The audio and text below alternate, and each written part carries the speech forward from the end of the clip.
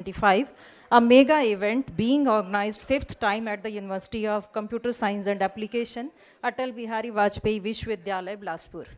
In an era characterized by rapid technological advancements, innovative management strategies, and groundbreaking scientific discoveries, the importance of interdisciplinary collaboration and knowledge exchange cannot be overstated.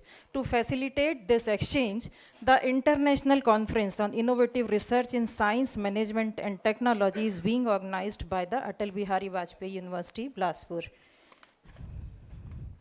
We came together today to commemorate a important milestone, the inauguration of ICIRSMT 2025. A warm welcome to our distinguished chief guest and special guest.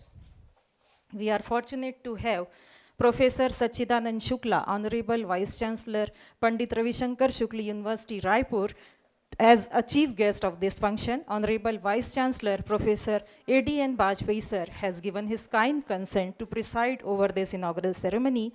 I am delighted to welcome our special guest and keynote speaker, Dr. Shiv Prasad Ravi, here today to share his profound knowledge and experience with us. We are honored by your presence, sir.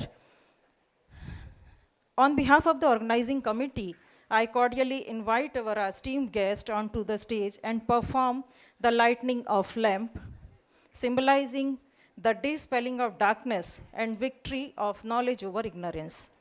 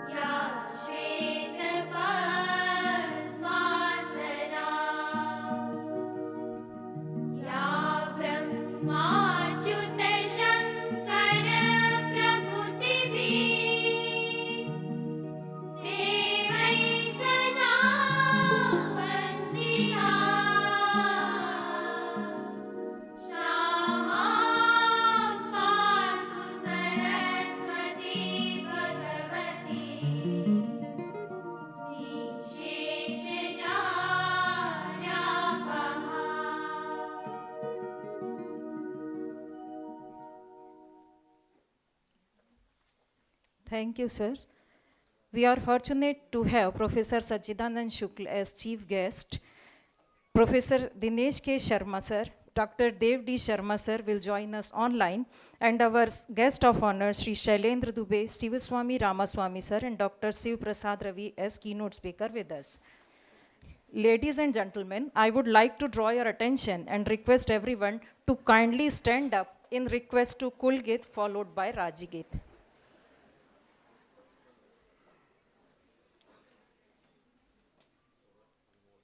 Bilasa में बिलसता विश्वविद्यालय अटल है बिलासा में बिलसता विश्वविद्यालय अटल है महामाया की कृपा बरसती जिस पर धवल है हमारा विश्वविद्यालय अटल है योगः कौशलं करुमस्य मंत्रित ज्ञान कामंदे सिचा शिवनाथ अर्पा सलिल से विज्ञान कामंदे गढ़ा छत्तीसगढ़ के गढ़ में नालंदा नवल है हमारा विश्वविद्यालय अटल है शहीदों संत कवियों की माटी काले हीरों के जवारा चतुरगढ़ मल्हार सनातन सृजन से संधान का संकुल सकल है, हमारा विश्वविद्यालय अटल है।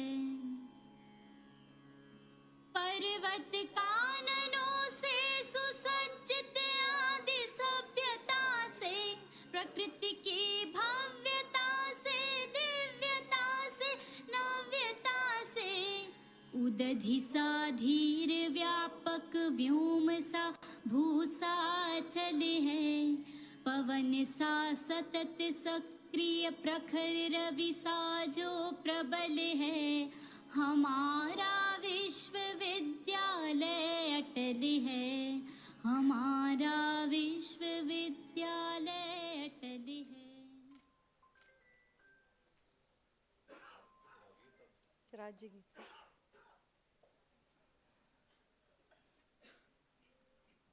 पैरी के धार महानदी है अपार, इंद्रावती हा पखारे तोर पैया, महू पाव पराओ तोर भुइया।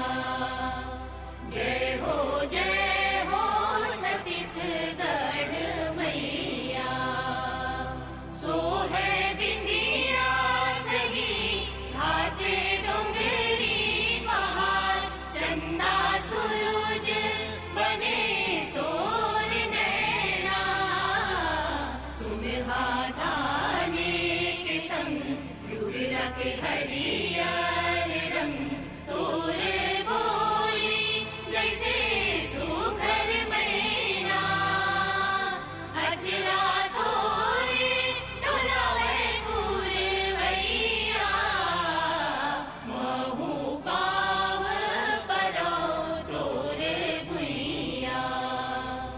जय हो छत्तीसगढ़ मैया।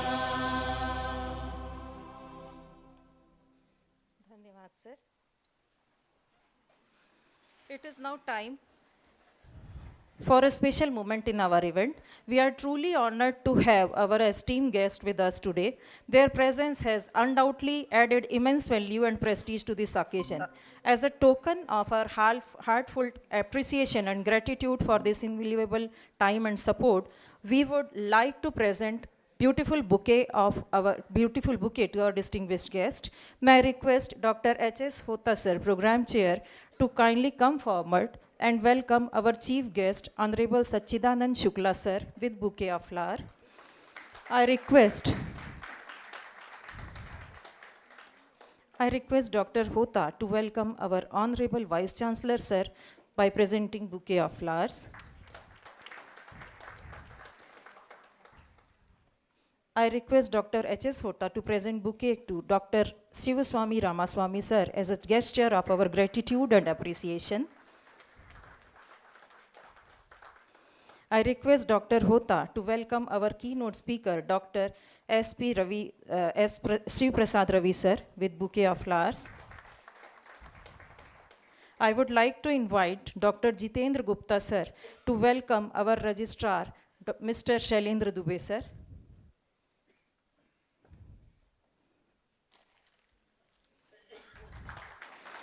I would like to invite Dr. Shriya Sahu to welcome our program chair, Dr. H.S. Hota.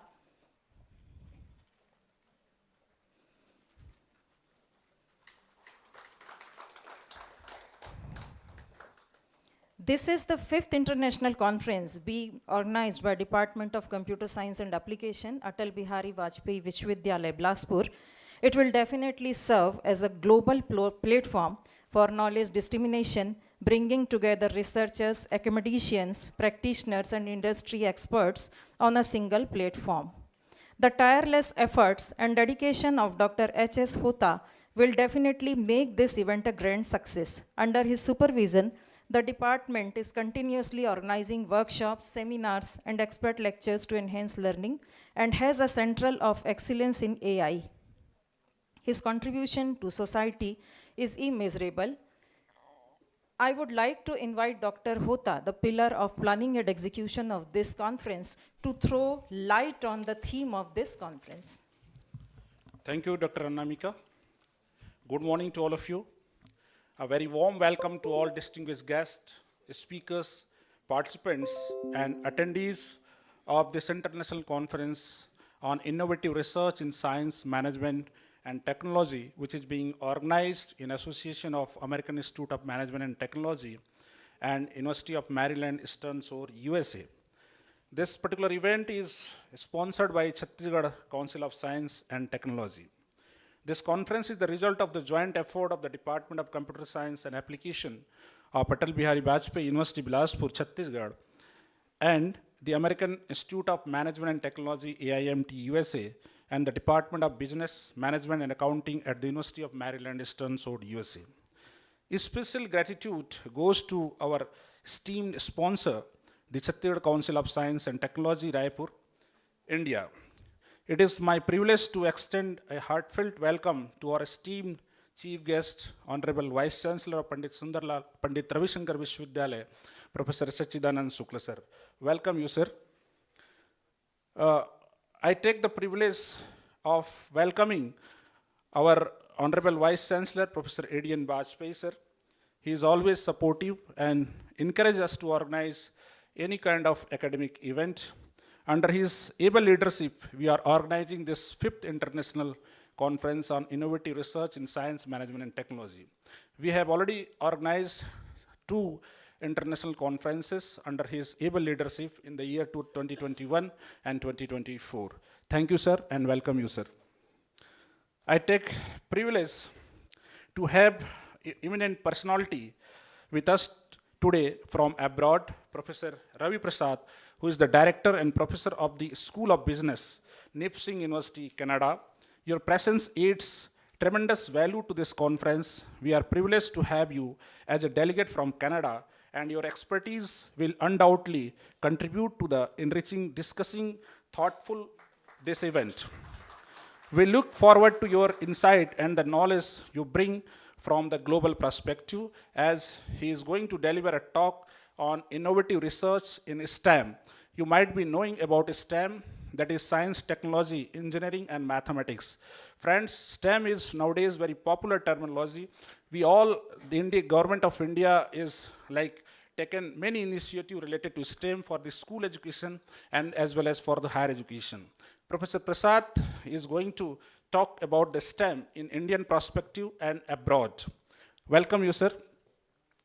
Actually, Dr. Prasad is not well since last 15 days, and he is suffering from throat infection. But he said that, Dr. Hota, I have committed, and definitely I'll come to Bilaspur.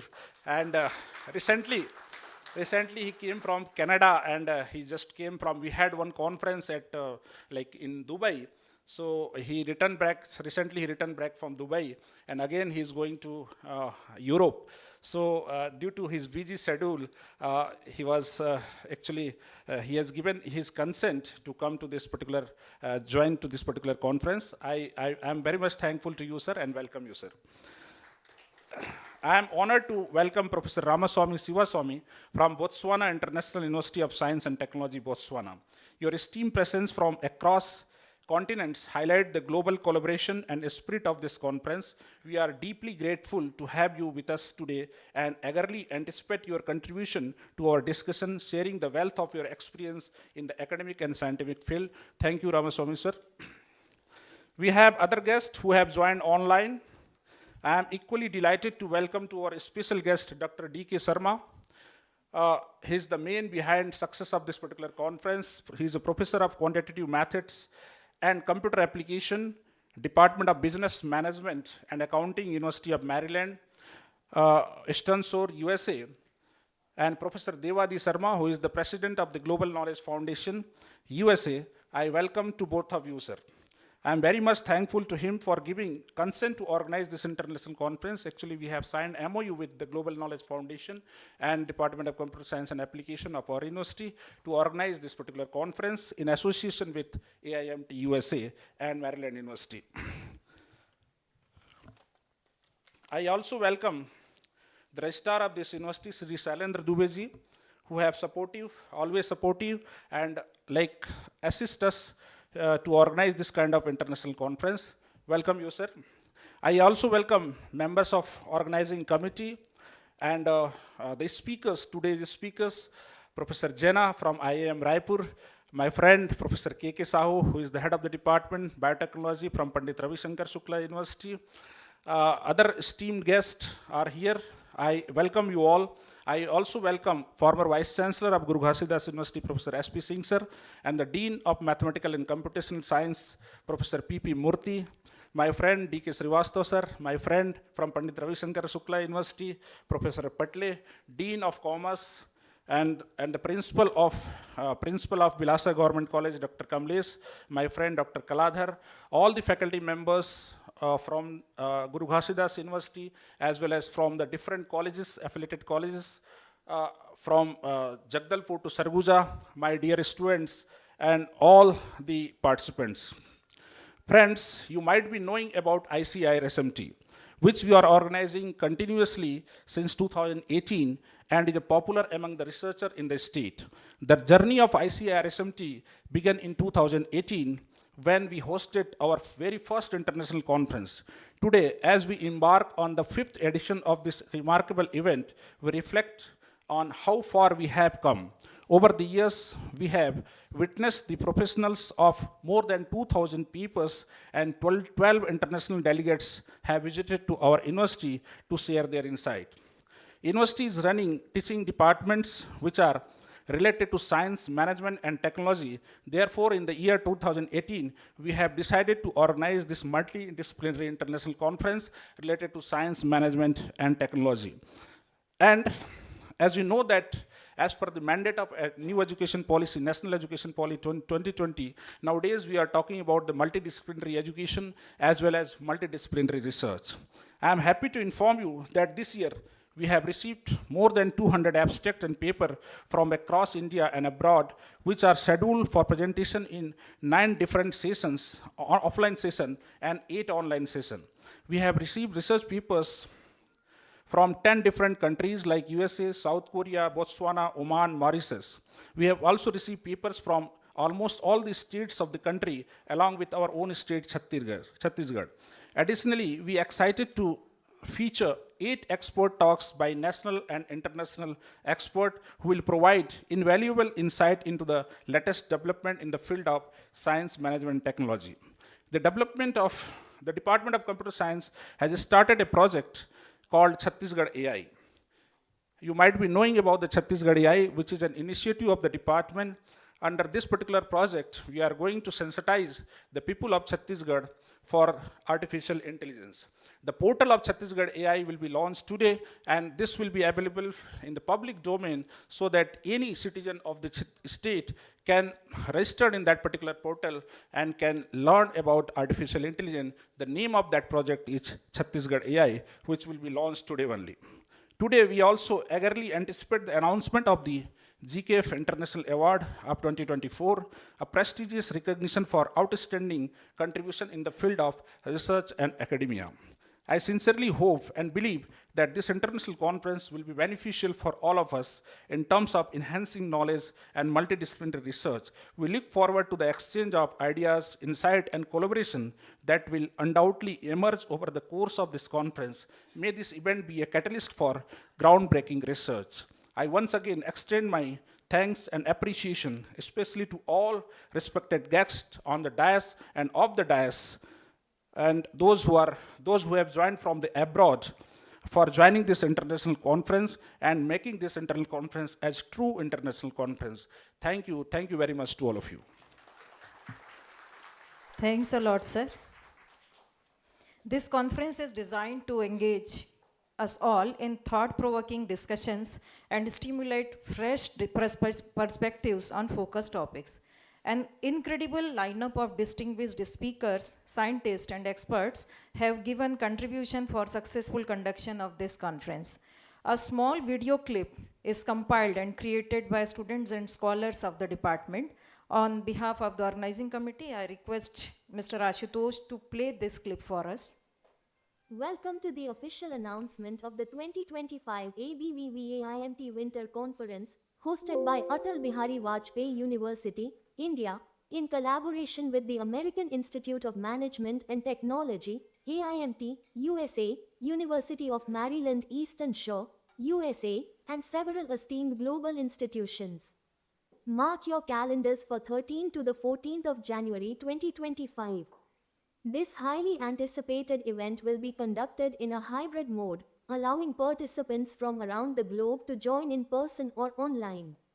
The theme of this year's conference is Recent Advancements in Artificial Intelligence, Machine Learning, and IoT, focusing on their applications across sectors like healthcare, business, and technology. The event will feature keynote speeches by distinguished international scholars, technical sessions exploring cutting-edge innovations, and opportunities to showcase your research contributions on a global stage. All accepted and presented papers will be published in the American Institute of Management and Technology Conference Proceedings, AIMTCP, with an ISSN. Selected high-quality papers may also be considered for prestigious journals and edited books by Elsevier, The Greater, and the Global Knowledge Foundation, USA, subject to peer review. Here are the key dates you need to remember. Abstract or full-length paper submission deadline, the 4th of January 2025. Registration deadline, the 8th of January 2025. Conference dates, 13th to 14th of January 2025. Don't miss out. The conference will be held at the Department of Computer Science and Application, Atal Bihari Vajpayee University, located in Bilaspur, Chhattisgarh, India. Online participation is also available for your convenience. Here's a quick look at the registration fees. Foreign authors, industry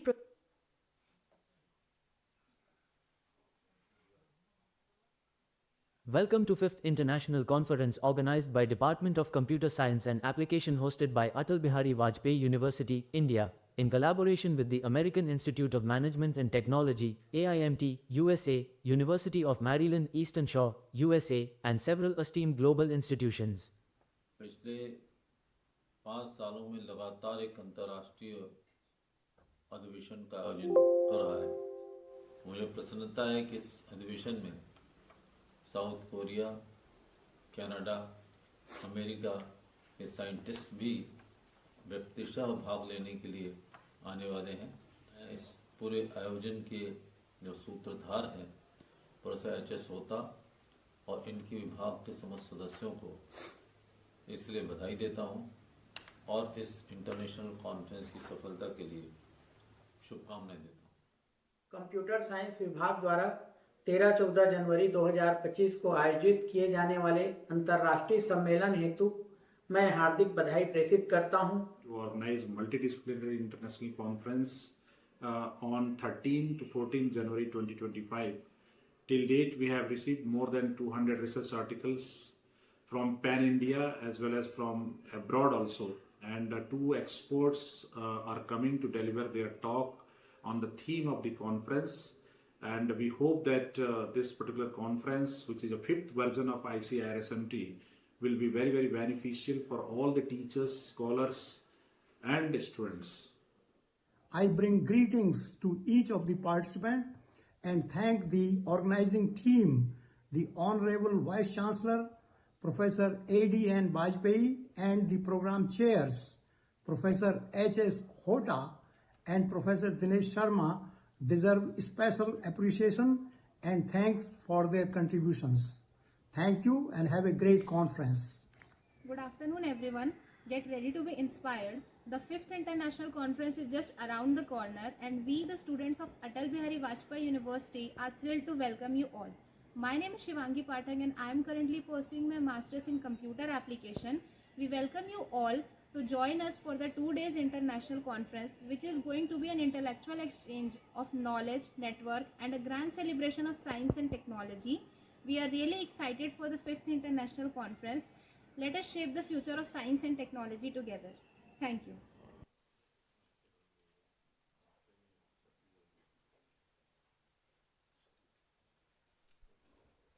It's a matter of proud for all of us to have eminent Professor Dr. Siva Swami among with us. I request Dr. Siva Swami to address this gathering with his words of wisdom.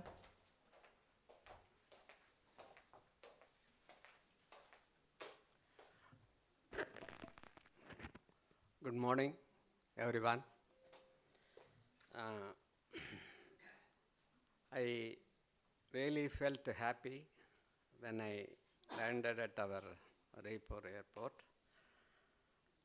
After that, I got impressed by the hospitalities that has been provided and going to provide in the today and tomorrow. I thank the VIPs sitting on the dais, as well as the future VIPs sitting on the off dais. I am told that this university, Atal Bihari Vajpayee University, is a 12-year-old baby. But even then, within this short span of time, they have already conducted 4 international conferences, and this is the 5th one. I joined the University of Botswana in the year 2008, but I was able to conduct only one international conference. I really became jealous because international conferences cannot be arranged just like that. And it is a very Herculean task.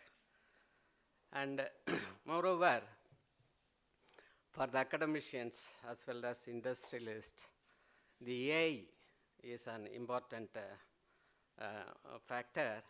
With the help of that, we can do wonders. We have been doing research contributions using machine learning, and which is the part of our AI.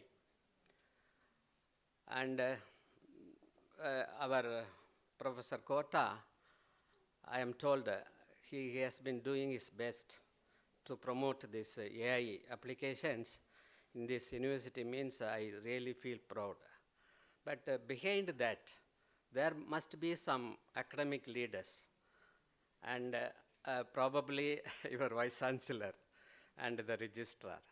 Without their, say, cooperation or help, we cannot do anything. So the credit goes to your Vice Chancellor and his office. See, another thing, we the teachers should become the academic leaders in the future, taking into consideration these kinds of events. With that, I thank one and all. Thank you. Thank you, sir. We are honored by the gracious presence of Dr. Shiv Prasad Ravi, Director and Professor of School of Business, Nipsing University, Canada. Dr. Ravi has 24 years of international teaching, having taught in India, Australia, China, Fiji, and Canada. Before moving to academics, Dr. Ravi was a colonel in the Indian Army. It's our proud privilege that he is the keynote speaker and special guest in this occasion.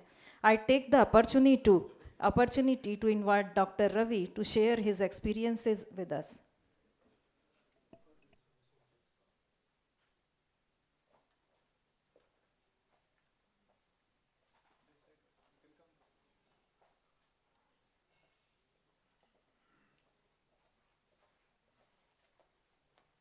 Good morning, Honorable Vice Chancellor, Registrar Dr. Hota, Vice Chancellor of Raipur University, and other distinguished guests, and all the guests out here and the students. Very good morning to you. It is indeed a great achievement for a university of 12 years old to organize a conference, 5th conference. Academic conferences not only enhance, add to the body of knowledge, but they enhance the reputation of the university. They set the direction of the university, which direction the university wants to move in future. It is a great achievement. Like Dr. Sivaswamy said, it takes a lot of effort to organize these kind of international conferences, and I congratulate all the organizers, supporters, students for organizing this, and I wish all of you all the best. And in times to come, this university will be among the top universities in India. I am 100% confident about it with the leadership. Thank you. All the best. Thank you so much sir. ये हमारा अहोभाग्य है कि प्रदेश की सबसे पुरानी university, सबसे पुराने विश्वविद्यालय के माननीय कुलपति महोदय डॉक्टर सच्चिदानंद शुक्ला सर ने आज हमारे इस कार्यक्रम की शोभा बढ़ाते हुए इस कार्यक्रम का मुख्य आतिथ्य स्वीकार किया है. विश्वविद्यालय परिवार की ओर से अब मैं सर से निवेदन करूंगी कि हमें अपने आशीर्वचनों को प्रदान करें.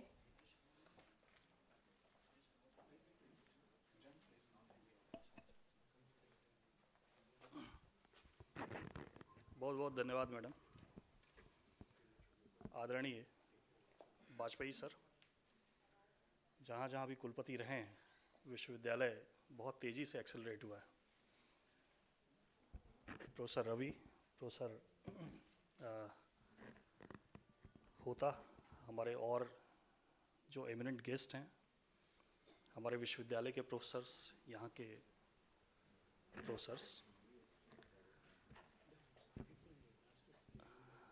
जैसे अभी डॉक्टर साहब बता रहे थे कि ये बड़ा डिफ़िकल्ट होता है कि किसी भी एक इंटरनेशनल कॉन्फ्रेंस को हम लोग ऑर्गेनाइज कर पाएँ.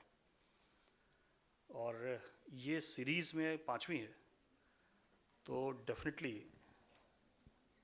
क्रेडिटेबल है. और जो मेजर क्रेडिट है वो प्रोफेसर वाजपेयी और उनकी टीम को जाता है. और होता साहब का तो मैं मतलब I am one of the biggest fan of professor होता, है ना,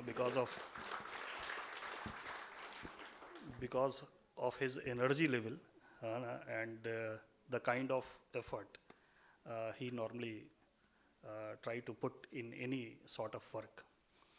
तो वाकई ऐसा है. मैं कई बार इनको ऑफ़र भी कर चुका हूँ कि हमारे साथ भी टाई अप करें और कुछ वैल्यूबल जो यहाँ के कंटेंट्स हैं, यहाँ की जो वर्कशॉप्स हैं, हैंड्स ऑन ट्रेनिंग्स हैं, वो हमारे स्टूडेंट्स तक भी एक्सटेंड हो पाएँ. बट समहाउ कहीं ना कहीं शायद समय की दरकार है, और जब चीज़ें एक बैरियर ब्रेक करने की बात होती है. यहाँ पर जो थीम सेलेक्ट की गई है इंटरनेशनल कॉन्फ्रेंस की, innovation, science, management and technology. मैं बहुत शॉर्ट में इसके बारे में कुछ बोल करके अपनी बात ख़त्म करूँगा. जहाँ तक इनोवेशन की बात है, शायद पिछले 15 वर्षों में हम लोग इनोवेशन के ऊपर फोकस करना स्टार्ट किए हैं. इससे पहले भी इंडिया में इनोवेशंस और इससे रिलेटेड एस्पेक्ट्स के ऊपर बात होती थी, बट वो एक लिमिटेड स्फीयर में खाली सीमित थी. जब से नेशनल एजुकेशन पॉलिसी आई है, इसके बाद फिर स्किल डेवलपमेंट और इनोवेशन की बातें ये हर इंस्टीट्यूशन में, वो चाहे प्राइमरी इंस्टीट्यूट हो और चाहे वो हायर एजुकेशन इंस्टीट्यूट हो, वहाँ तक ये बातें पहुँचने लगी हैं. साइंस, टेक्नोलॉजी और मैनेजमेंट, ये जो इंटीग्रेशन आप लेकर के चल रहे हैं, है ना, अलॉन्ग विथ इनोवेशन, ये क्यों इम्पॉर्टेंट है? जब भी आप साइंस और टेक्नोलॉजी की बात करते हैं, तो साइंस और टेक्नोलॉजी का कोई भी वर्कआउट तभी बेनिफिशियल है जब वो सोसाइटी के लिए इम्प्लीमेंटेबल हो, और अगर नहीं है तो वो खाली लैब तक सीमित रह जाता है और फिर उससे आगे नहीं बढ़ता. तो अगर साइंस एंड टेक्नोलॉजी इसको हमें सोसाइटी तक ले जाना है, तो जाहिर सी बात है कि इकोनॉमिक्स और मैनेजमेंट, ये दोनों कंपोनेंट्स जो है वो इसमें इन्वॉल्व होते हैं. क्योंकि कोई भी एंड प्रोडक्ट अगर आप डिज़ाइन करते हो, तो उसका जो मार्केट वायबिलिटी है वो या तो मैनेजमेंट का आदमी बताएगा या फिर आपको इकोनॉमिस्ट बताएगा. और शायद यही वजह है कि ये यूनिवर्सिटी इतनी तेज़ी से एक्सेलरेट कर रही है, क्योंकि इसकी जो हाईएस्ट चेयर है वो एक बहुत ही इंटरनेशनली नोन इकोनॉमिस्ट जो है वो लीड कर रहे हैं.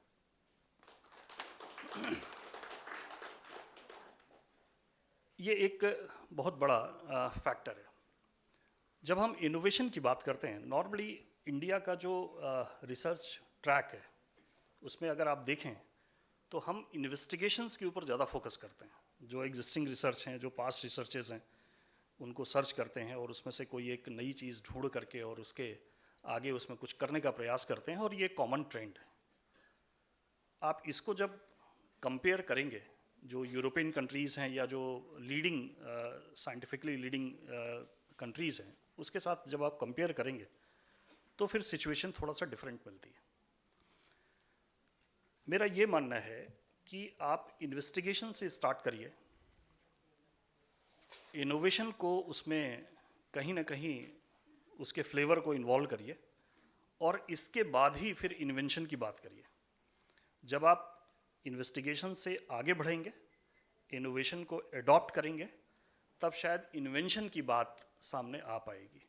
और अभी शायद इन्वेंशन की जो फील्ड है उसमें हम उतना वाइडली रिकॉग्नाइज नहीं हैं जितना कि आज की तारीख में और कंट्रीज़ रिकॉग्नाइज्ड हैं, जिनको कि हम टेक्निकली लीडिंग कंट्रीज़ के रूप में जानते हैं। ये ठीक है कि हमारा पास्ट जो है वो बहुत ब्राइट रहा है। ये भी ठीक है कि हमारा पास्ट जब हम उसको स्टडी करते हैं, और आप बहुत लकी हैं कि इंडियन नॉलेज सिस्टम की बहुत गहन जानकारी रखने वाले प्रोफेसर वाजपेयी आपको लीड कर रहे हैं। जब हम अपने पास्ट की बात करते हैं और उसमें देखते हैं कि इन्वेंशंस का फैक्टर क्या है, तो शायद हम बहुत ही ज़्यादा लीडिंग पोजीशन में थे। लेकिन आज की तारीख में हमारे उस नॉलेज को एक्सट्रैक्ट करके जो लीडिंग कंट्रीज़ हैं वो कहीं ना कहीं हमसे कहीं ज़्यादा एक्सेलरेट कर चुके हैं, और हम आज की तारीख में अपने पास्ट और जो फ्यूचर है उसके बीच में कहीं ना कहीं अपनी जगह खोजने का प्रयास कर रहे हैं। इस तरीके की कॉन्फ्रेंसेस एक इंटरफेस प्लेटफॉर्म क्रिएट करती हैं। अगर यहाँ पर कोई ऐसा व्यक्ति है जो टेक्नोलॉजी और मैनेजमेंट इसके कॉम्बिनेशन के ऊपर बात करता है, इसके कॉम्बिनेशन के ऊपर कोई अपॉर्चुनिटी क्रिएट करने का प्रयास करता है, कोई विजन देता है, कोई पॉइंट ऐसा हाईलाइट करता है, तो शायद इस तरीके की कॉन्फ्रेंसेस की सार्थकता वहीं पर सिद्ध हो जाती है। क्योंकि साइंस की अगर हम बात करते हैं तो खाली कोर साइंस तक साइंस लिमिटेड नहीं है। साइंस के जो विंग्स हैं वो बहुत आगे तक बढ़ चुके हैं। ऐसे ही अगर आप टेक्नोलॉजी की बात करते हैं तो प्योर टेक्नोलॉजी, इसका आज की तारीख में कहीं कोई मीनिंग नहीं रह गया है। इसलिए इस इंटरफेस को क्रिएट करने का जो यहाँ पर प्रयास किया गया है, मुझे ऐसा लगता है कि वो सबसे ज़्यादा ब्राइट पार्ट है इस कॉन्फ्रेंस का। मैं बहुत बधाई देता हूँ होता साहब को और प्रोफेसर वाजपेयी को इस तरीके की कॉन्फ्रेंस को ऑर्गेनाइज करने के लिए, और शायद आपके नेतृत्व में जितनी तेज़ी से इस विश्वविद्यालय ने प्रगति की है वो हमारे जैसे जो लोग हैं, जो दूसरी पीढ़ी के वाइस चांसलर कहे जा सकते हैं, उनके लिए एक इंस्पिरेशनल फैक्टर है। और मैं आप सबको शुभकामनाएं देता हूं। जो हमारे रिसोर्स पर्सन्स हैं उनको, उनके जो डिलिब्रेशंस हैं, उनके जो कंटेंट डिलीवरी है वो आपके लिए बेनिफिशियल सिद्ध हो, स्पेशली जो यंगस्टर्स बैठे हुए हैं उनके लिए, और वो वहाँ से कुछ पॉइंट्स निकाल पाएँ, कुछ आगे के लिए इनोवेटिव विजन क्रिएट कर पाएँ, ऐसी मेरी शुभकामनाएं। बहुत बहुत धन्यवाद। बहुत बहुत धन्यवाद सर। जैसे इस कॉन्फ्रेंस की भी थीम वही है कि innovation, innovative research in science management and technology.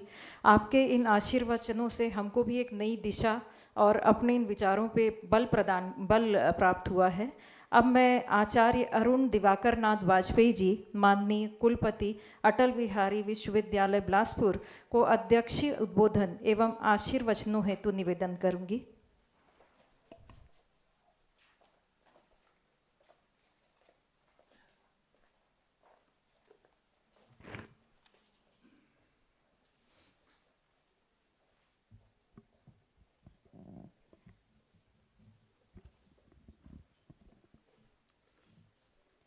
Chief guest of today's inaugural function, Professor Sachidanand Shukla ji, Honorable Vice Chancellor Pandit Ravi Shankar Shukla University, Raipur.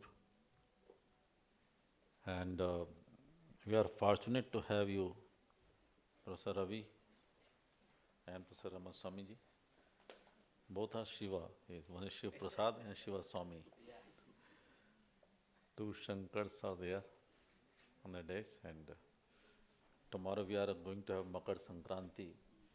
And from today only that Maha Kumbh at Prayagraj has also begun.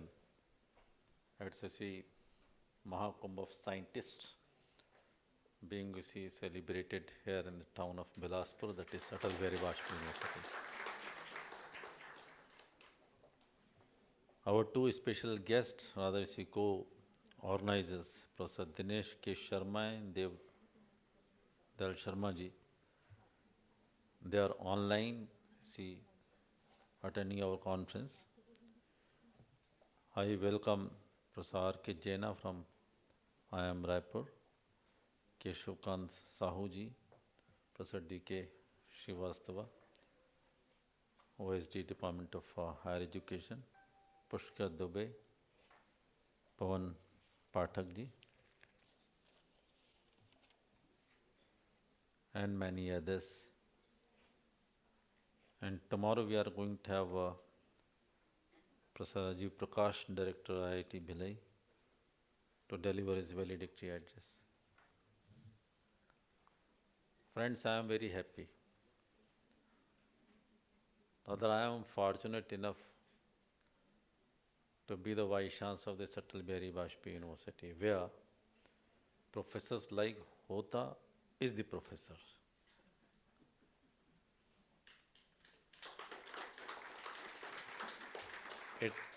It never means that Jitendra Kumar and Shriya Sahu are not the supporting hand and heart to Hota ji, Triple H, hand, heart and Hota ji.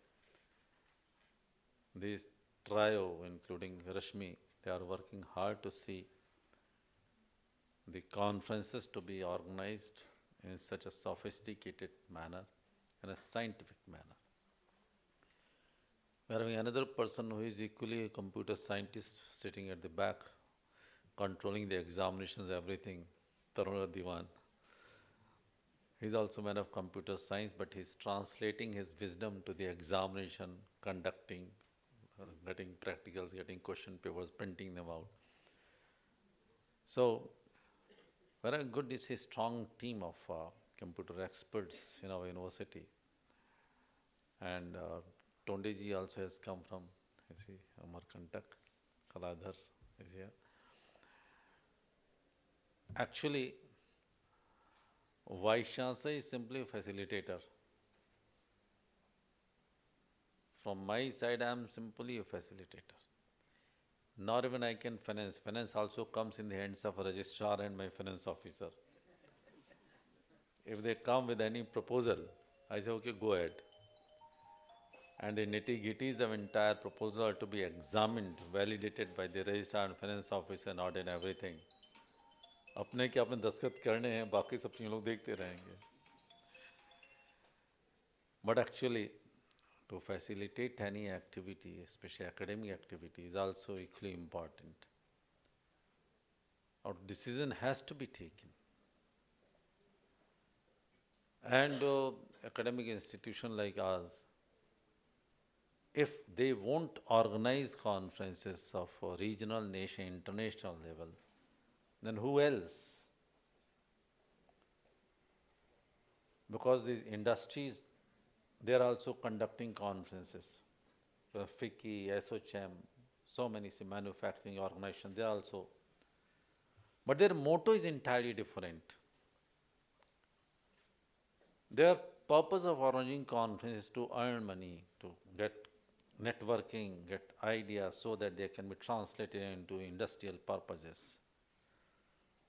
Profit motive is behind all these activities of SOCHM, FICCI and whatnot. Our purpose is not to earn money. Our purpose is to disseminate knowledge.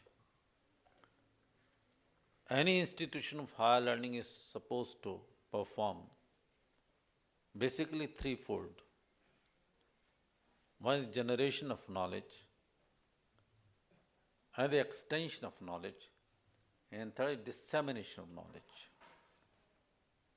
The generation extension has already been done by the labs of Professor Ravi Ramaswamy and many others. The basic purpose of conferences is to disseminate knowledge, to share knowledge. Whatever they have gained by way of their lab activities or publication activities is to be shared with the participants, and especially those who are the young scholars, the students of postgraduate and undergraduate level. If that knowledge is properly shared, that will act like a seedling in the minds of these young people. And after some time, they can germinate and also fructify. Actually, when Professor Shukla was delivering his inaugural address, his commitment towards society is important. Whatever we do, that must be, useful, relevant for the society. But society of today or society of future? Society is not merely confined to the finite to the present generation only. If suppose any generation is required for the future generations, coming generations, in which we are talking about sustainability, who will come forward to look after the generations? After 100 years, what is going to happen? The requirement of today is different, and requirement of future generation is entirely different. For that also we'll have to work today, just to see that our tomorrow, our future is also safe and also happy and healthy equally. So, science, technology and management. Science is universal. Science, whether of India or United States of America or Soviet Union or Canada, you cannot differentiate. The artificial intelligence is just the same. But technology is region specific. Technology is culture specific. Technology is even sub-states at a village level, village specific. Technology emerges from the womb of science only. But technology is bound to be, country specific as well as culture specific. And management provides a strategy. How can we connect science with technology? So proper management skills are also required, just to see that there is no mismatch between science and technology. Actually, our journey begins with research, as Professor Shukla was mentioning, by investigation. That gets converted into somewhere innovation. And after innovation, that two streams germinate. One go for invention, another for incubation. When we are talking incubation, that is directly beneficial to the society and industry, like that. But we should have that research bent of mind. And Indians have been researchers throughout. In one of the lectures I say that this spelling of Rishi and research, researcher and Rishis, somewhere is a coincide. Our Rishis were the greatest researchers, but their methodology was entirely different. There were no computers, there was no artificial intelligence. They were depending upon their own spiritual strength and spiritual strength. And they had developed methodology of converting their physical body into subtle celestial body. And they are moving into entire universe, sending his celestial bodies, sending his etheric bodies and his subtle body to the universe and getting the information. and then again coming to his physical body and translating them either through his pronunciation in words or in scripts. This was their methodology. And this methodology they have developed on their own, and they descended their methodology to disciples as well. And disciples through disciples. From this Guru Shishya Parampara, not only the methodology, but the knowledge, both were preserved, captured, and after many years, after millions of years, we could get the script, and they were scripted, and today we are lucky to have the entire knowledge in print form, and that too in this chip form, which we can read and do the things. Our scriptures have been taken away world over. Especially the German scientists have taken our Vedas, Puranas, and from one of the Richa, any of the Richa they were taking, and doing deep researches, and most of the latest researches have got some or the other connect with our Vedas or Upanishads. We failed bitterly to do this particular exercise. We didn't do anything. Only we were depending upon what have been done in the Europe, German, Japan, like that. And we were trained just to give some extensions to whatever they were publishing, doing researches.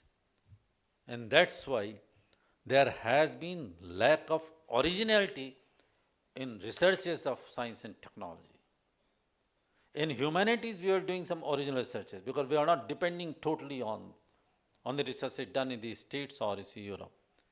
We are original to the core of humanities and social sciences. But science and technology were totally depending upon the researches being conducted outside. And that's the misery of our whole apps. That's why you will find that we could get Nobel Prizes, but in which subjects? I am lucky to be connected with that subject which fetched 2 Nobel Prizes, economics, one for Amartya Sen and the for Abhijit Banerjee. And I think 1 or 2 Nobel Prizes went to, science and technology. Other is humanities or peace, like that, literature, like that. Because we lack originality in our research. And originality could be obtained only when we connect with the origin. If we connect with the origin, an origin lies in our Shastras. So what I mean to say, and request Professor H.S. Sota, his team, and all the participants who have gathered in this international conference, use the most sophisticated technology available with you. Artificial intelligence, machine learning, whatnot. But the idea should come from your indigenous knowledge, your Indian knowledge, Bharatiya Gyan, your Vedas, Upanishads. Idea should be our own, and methodology should be the latest. Then we should try to come out with some, latest original researches, so that we could claim, rather proclaim, rather boast that here is the outcome of international conference being done at Atal Bihari Vajpayee University. Isn't it? It's my humble request to all of you. I too join hands with the Professor Shukla, Professor Shiva Ramaswamy ji, Professor Ravi ji in congratulating Professor H.S. Sota for taking so much of trouble. Just he is in habit of burning midnight lamp. Always, there is a quotable quote of BSNL. Ravi ji, ahar nish seva mahe. Ahar nish means day and night in Sanskrit. Ahar, din, nisha. Ahar nish seva mahe. I am in this service, at the service of day and night. That goes clicked to the forehead of Professor H.S. Sota. I keep on saying to all of friends कि आपकी किस्मत भाग्य में क्या है तो कोई भी नहीं जानता है. हमारे पुरुषार्थ, हमारे परिश्रम में जो कुछ है वो तुमको पता है. हम पुरुषार्थ करते रहें, परिश्रम करते रहें, बाकी सब चीज़ें तो आती ही रहेंगी. And that is why I don't want to leave him. sometimes to be so much virtuous become a problem for one individual. He is so much full of strength that nobody would like to leave him, especially myself. And so many persons in Chhattisgarh outside would like to have him. Like Sachidan Shukla ji told, and our Deputy CM that Chhattisgarh government wants his services. I say that you be here and keep on visiting from one place to other, and your light of knowledge should enlighten others as well. So my all congratulations. Thank you very much. I, on behalf of Atal Bihari Vajpayee, once again welcome Professors Ravi as well as Ramaswamy, and also many others who have honored obviously our invitation. Thank you very much. Vande Mataram. Thanks for your words of wisdom and thanks for bestowing blessings on us, sir. It's now time for announcement of GKF International Awards 2024 by Professor Dinesh K. Sharma, Program Chair. But due to some serious health issues with sir, Dr. Sharma is unable to announce these prestigious awards. On behalf of the GKF committee, I now request Dr. R.K. Jana, IIM Raipur, Professor IIM Raipur, to kindly announce GKF International Awards 2024.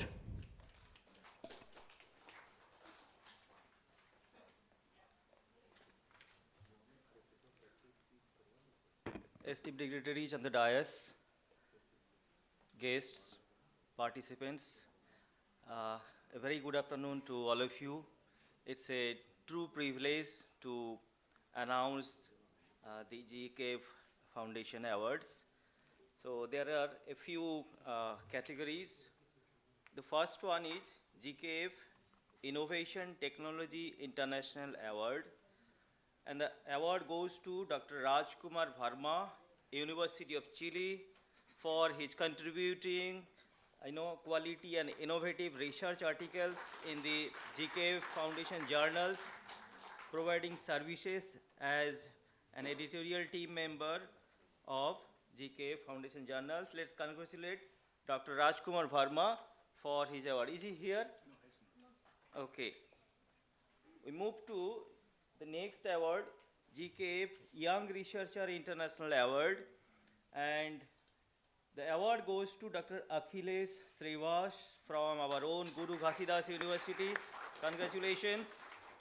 And he has been given this award for excellent contributions in research. Anyone? Just announce, then they will come. Okay, okay. So I continue. The next award goes to Dr. Manisha Gupta in the category the GKF Women Researcher International Award.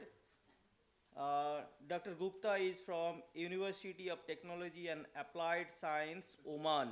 She has joined online. Okay, so congratulations, Dr. Gupta.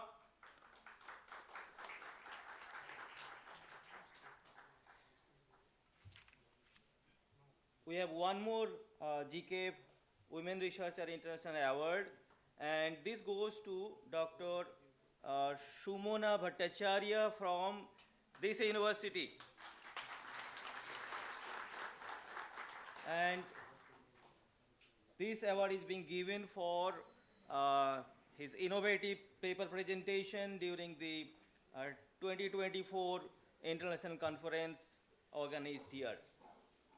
So congratulations, Dr. Bhattacharya. The next award, the GKF Distinguished Service International Award, goes to two great personalities, Dr. D.K. Srivastava, who is from Government PG College, Bilaspur, and Dr. Ayush Agarwal, Dr. C.V. Raman University. This is in recognition for their excellent services in the AIMT conferences.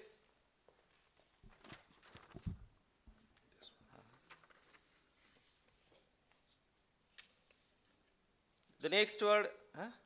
नहीं है कोई, हाँ, yeah. Nil. This is nil, huh? Okay, now that's a big one, the GKF Lifetime Achievement Award, and the recipient is, I think, amongst us, Professor Ravi Prasad. With this, I conclude my part. Ma'am, please. There is one more award, that is the GKF Academic Eminence International Award. This award goes to Professor R.K. Zena from IIM Raipur.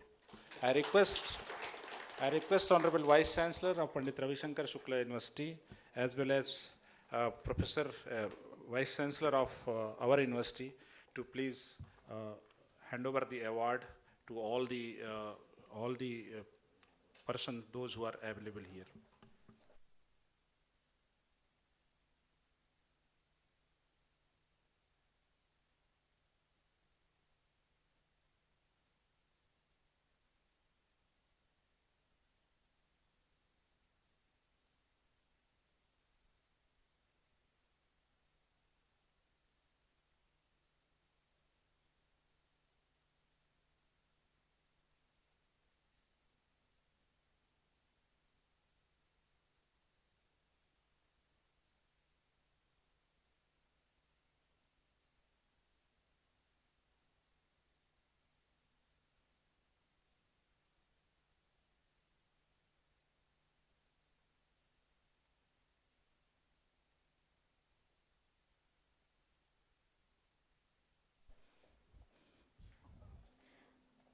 मैं माननीय कुलपति आचार्य श्री अरुण दिवाकर नाथ वाजपेयी जी से निवेदन करूंगी कि वे हमारे अतिथियों को शॉल के साथ श्रीफल भेंट कर सम्मानित करें।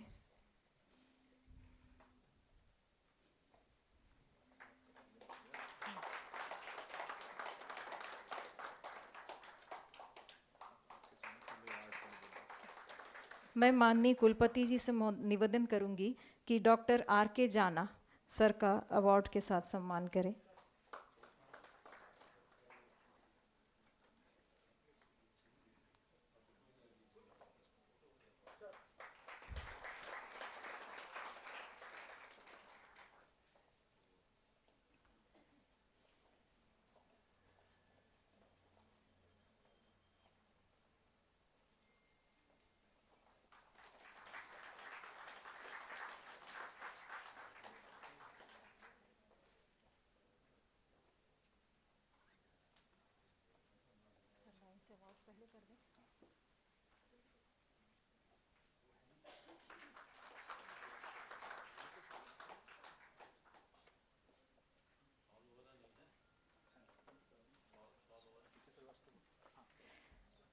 Doctor D.K. श्रीवास्तव सर के अवार्ड के लिए मैं माननीय कुलपति महोदय से निवेदन करूंगी।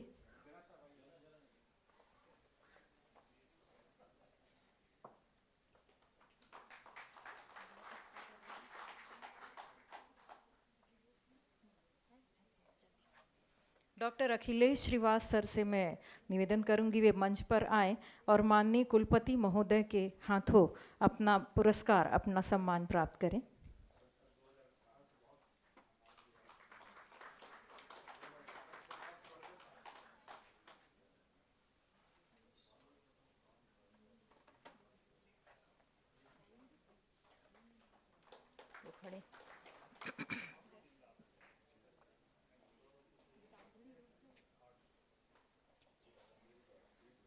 GKF इंटरनल रिसर्चर अवार्ड के लिए डॉक्टर अखिलेश श्रीवास सर।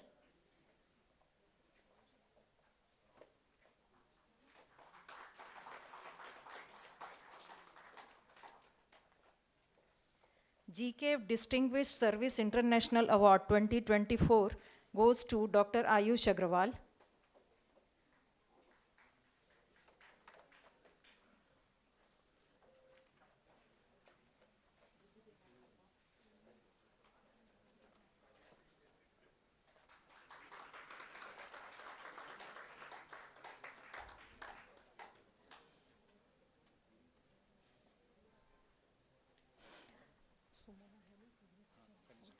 हाँ वही बोल दे रही। माननीय कुलपति महोदय से मैं निवेदन करूंगी कि हमारे मंचस्थ अतिथियों का शॉल एवं प्रतीक चिन्ह से सम्मान करें।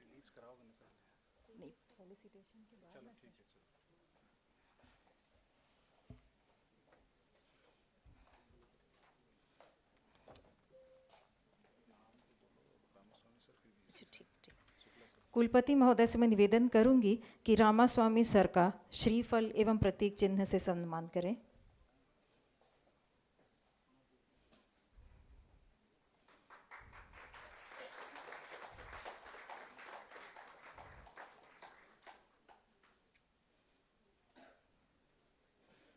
कुलपति सर से पुनः निवेदन कि हमारे कार्यक्रम के मुख्य अतिथि को श्रीफल एवं प्रतीक चिन्ह के साथ एक टोकन प्रदान करें।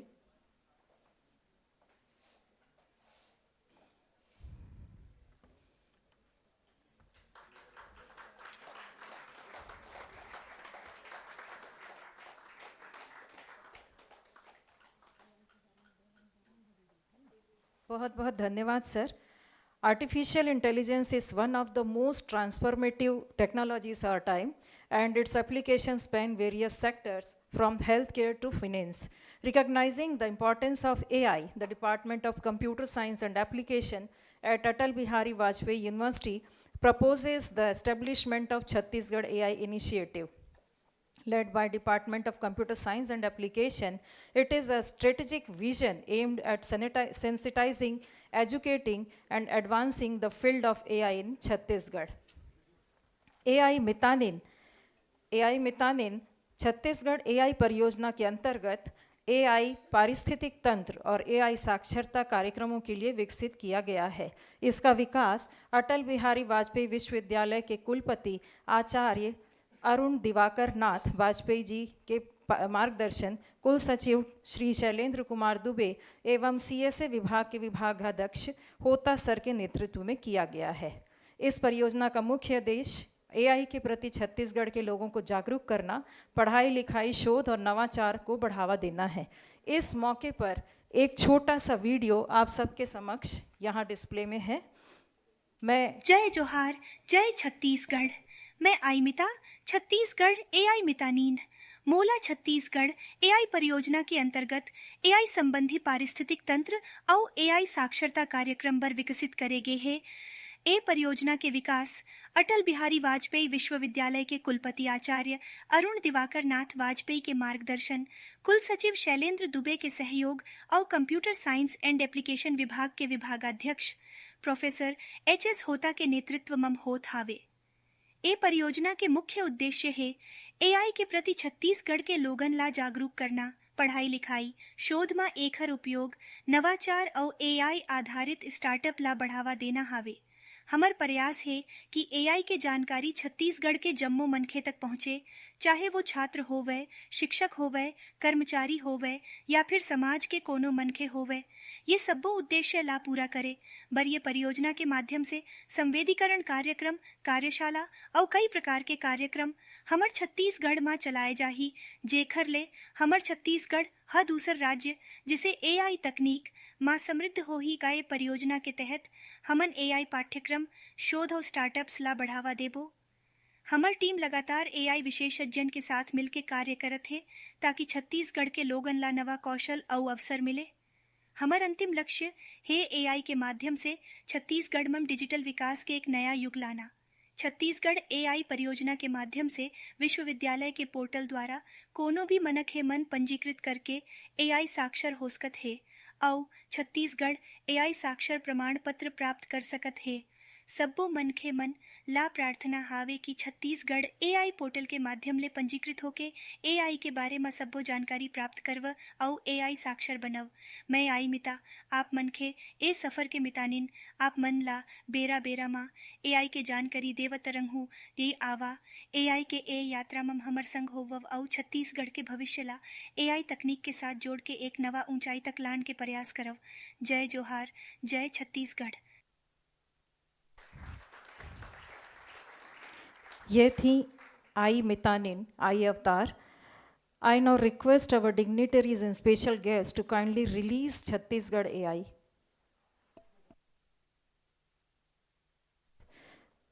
I request our guest to kindly release the Chhattisgarh AI portal.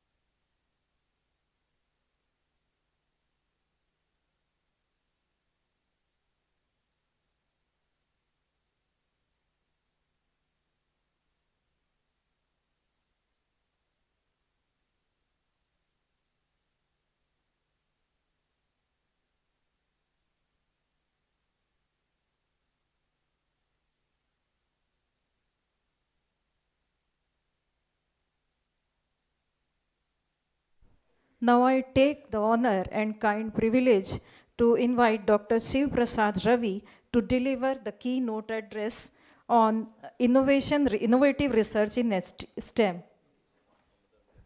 I would like to give a short introduction about Dr. Shiva Prasad Ravi. Dr. Shiva Prasad Ravi is Director and Professor at School of Business, Nipsing University, Canada. He has 24 years of international teaching experience, having taught in India, Australia, China, Fiji, and Canada. Dr. Ravi's academic credentials include MSc Electronics, BE Communication and Computer Technology, ME, MBA, LLB Honors, and PhD Management. His major areas of teaching expertise include strategic management, entrepreneurship, information systems, supply chain management, project management, international business and customer relationship management. Dr. Ravi received 5 teaching awards at Thomas Rivers University, Canada, School of Business Economics. So, Best Teacher Award 212. So, MBA Instructor of the Year Award 2014.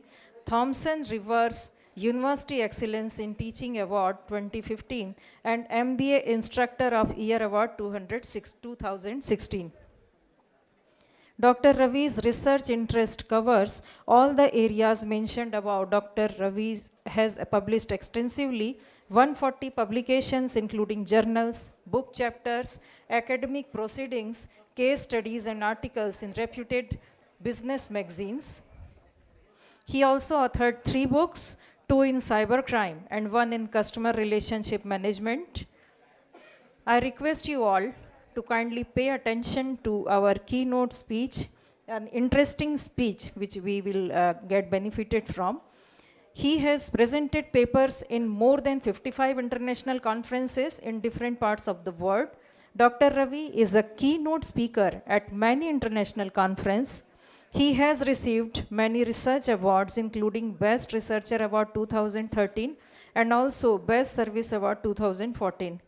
Dr. Ravi is an advisor and reviewer of textbooks for prestigious publishers like McGraw-Hill and Pearson, Canada. He is a member of many international conference committees and editorial boards of journals. He is also an advisor to several business schools in different countries. Dr. Ravi is also an academic quality evaluator, having evaluated business programs of more than 10 business schools in Canada and other countries. Dr. Ravi held senior academic administrative positions at different universities in different parts of the world. He has head of IT, Dean in ICFAI University, India, Director Graduate School of Business, Fiji, Head of Management Department, Thomson Rivers University, Canada, and is currently the Director, School of Business, Nipsing University, Canada. Before moving to academics, Dr. Ravi was a colonel in the Indian Army. I request Dr. Ravi to kindly address this occasion. Thank you, ma'am. Good afternoon once again. Can I use that?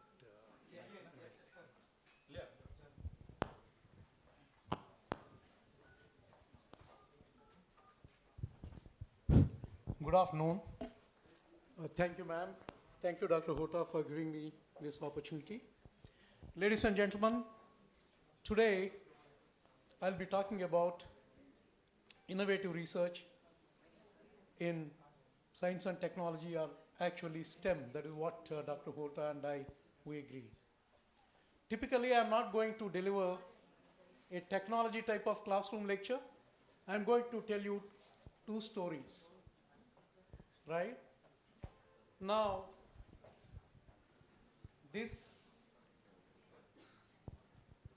I'll cover this presentation in this. I'll give you a brief introduction. Then I'll talk to you about why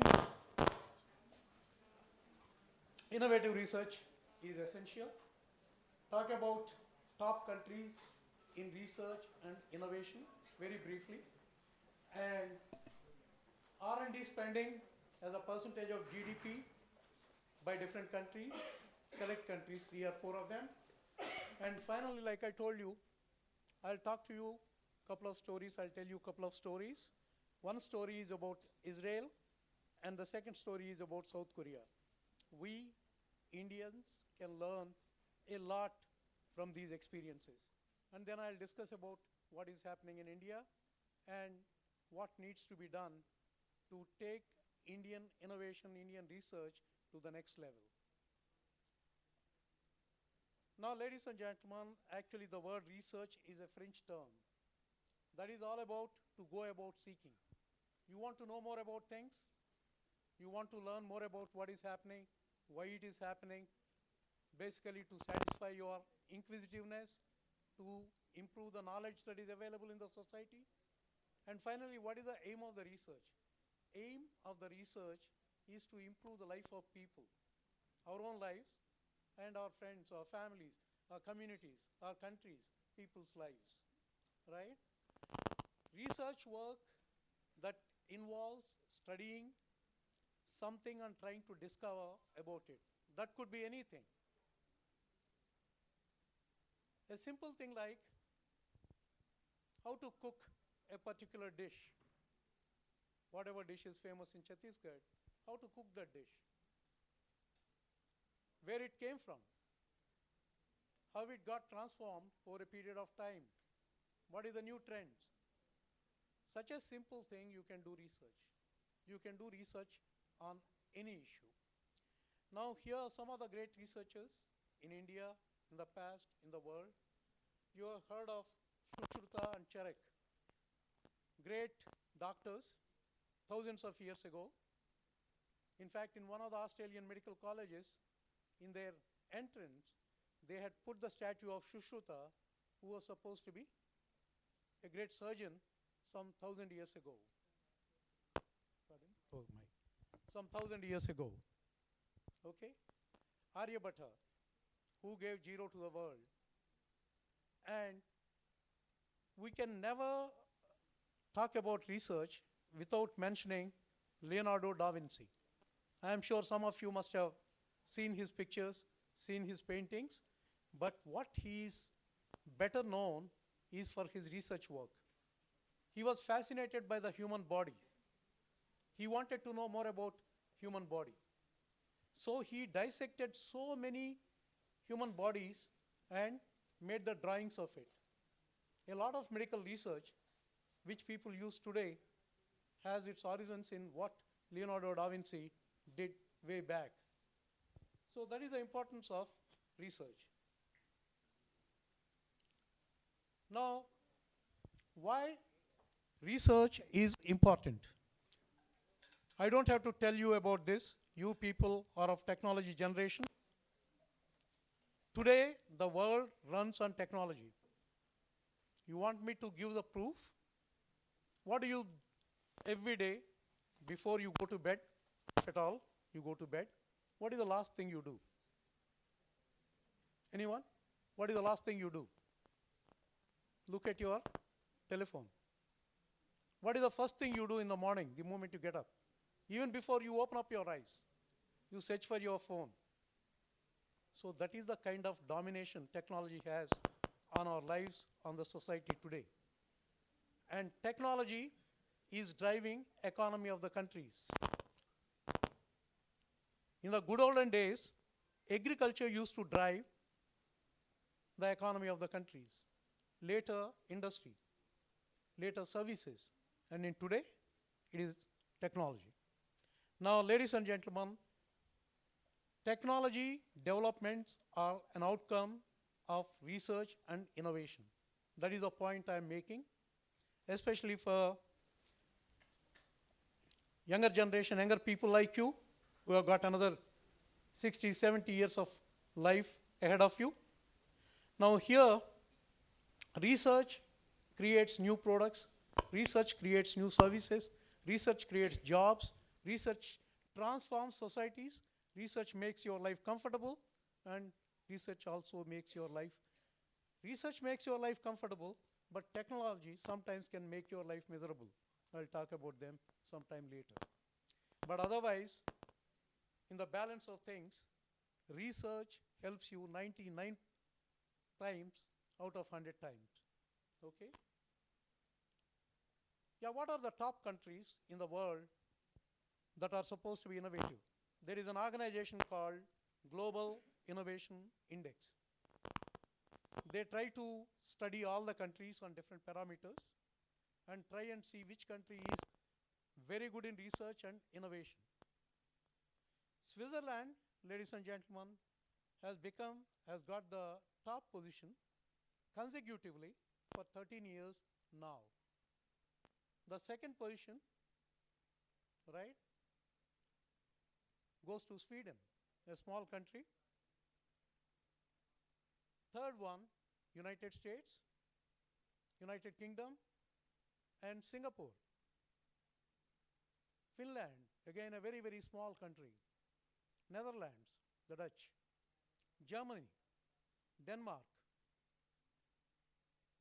Korea, South Korea, France, China, Japan, Israel, and Canada.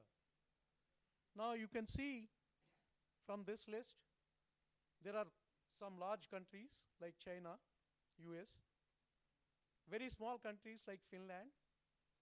That means innovation or research is not a copyright of rich or large countries. Small countries, large countries, any country can indulge in a meaningful research in a big way. Where does India stand? India is in the 39th position as of now.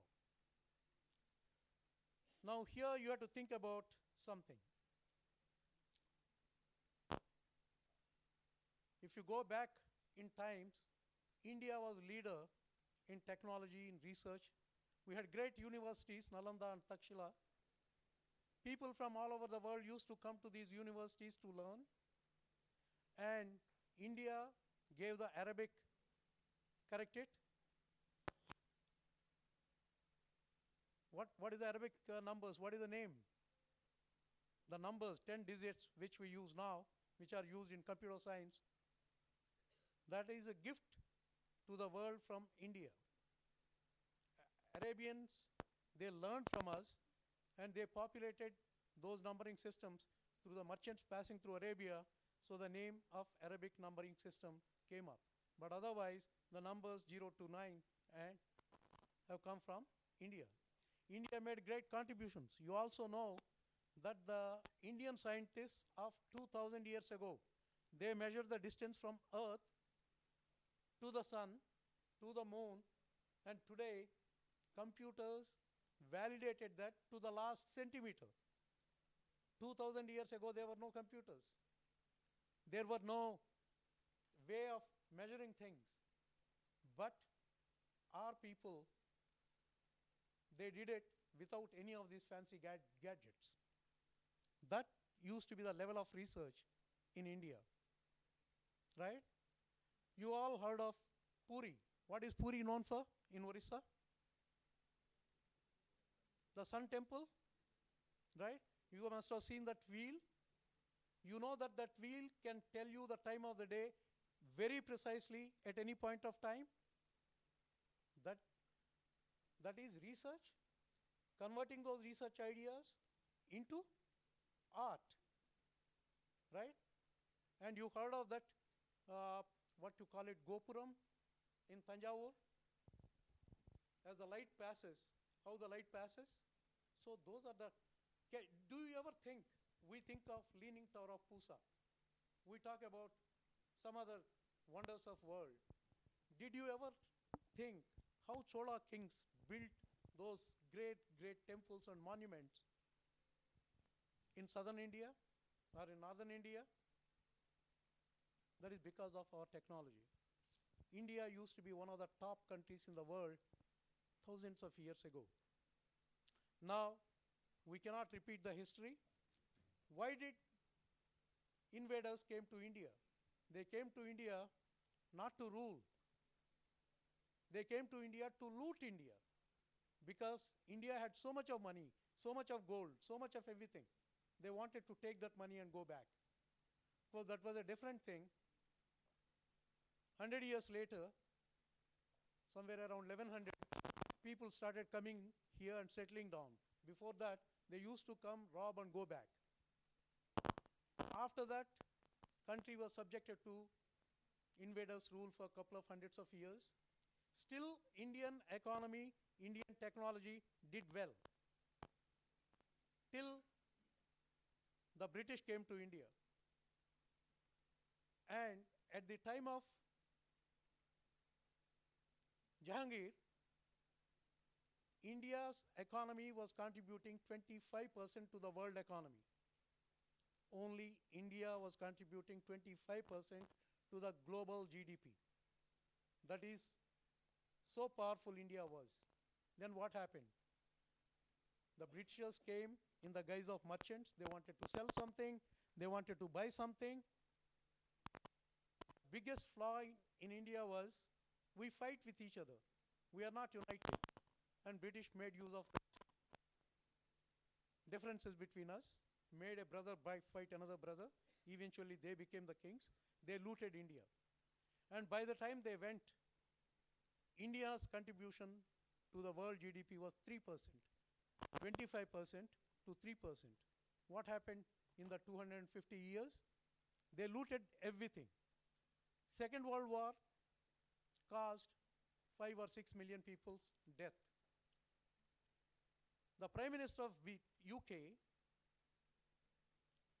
Winston Churchill, he caused a famine in Bengal which resulted in 2 million deaths, and Indian economy going down the drain in 1930s and 1940s. Now, ladies and gentlemen, what I am trying to tell you, India was a great country, a great technological power in the past. Because of historical reasons, for the past 300-400 years, 500 years, we were not doing well. And today again, the time has come for India to rise again. And that India becoming the top country in the world lies in the hands of you people who are young, who are going to be tomorrow's leaders. We are here to tell you, to advise you. With your hard work, with your knowledge, with your technical skills, India will become #1 in time to come. R&D spending. R&D spending in worldwide, you can see Israel spends 5.6% of their GDP on research. South Korea spends 4.93% on their research. US spends 3.46%, Belgium 3.43%, Sweden 3.42%, China 2.41%. And now let us talk about India. India spends 0.64% of the GDP on research and innovation. Is it good? Not at all, sir. It is not good. We need to do something about it. To do something, you got to know where you are. You are here. Look at Israel. 20% of their GDP comes out of research and the products they develop in the research in science and technology, computer science, software products. Whenever you talk of software, whenever you talk of IT, people say 3 I's. What are the 3 I's? India, Ireland, Israel. What is Israel known for? They develop software for military purposes, defense purposes. What is Ireland known for? Business software. What is India known for? Anything under the sun. in IT, right? Now I'll briefly tell you the story of Israel, who spent 5.6% of their GDP on research and development. Ladies and gentlemen, you all know that Israel is at war today with Hamas and everyone. Israel was at war since 1948 till today. There is not even a single year when they were not in war. And they have, all around them, they have enemy nations. When Israel was created in 1948, first problem was their survival. None of the countries surrounding them, Jordan, Lebanon, Syria, Egypt, none of them recognized Israel.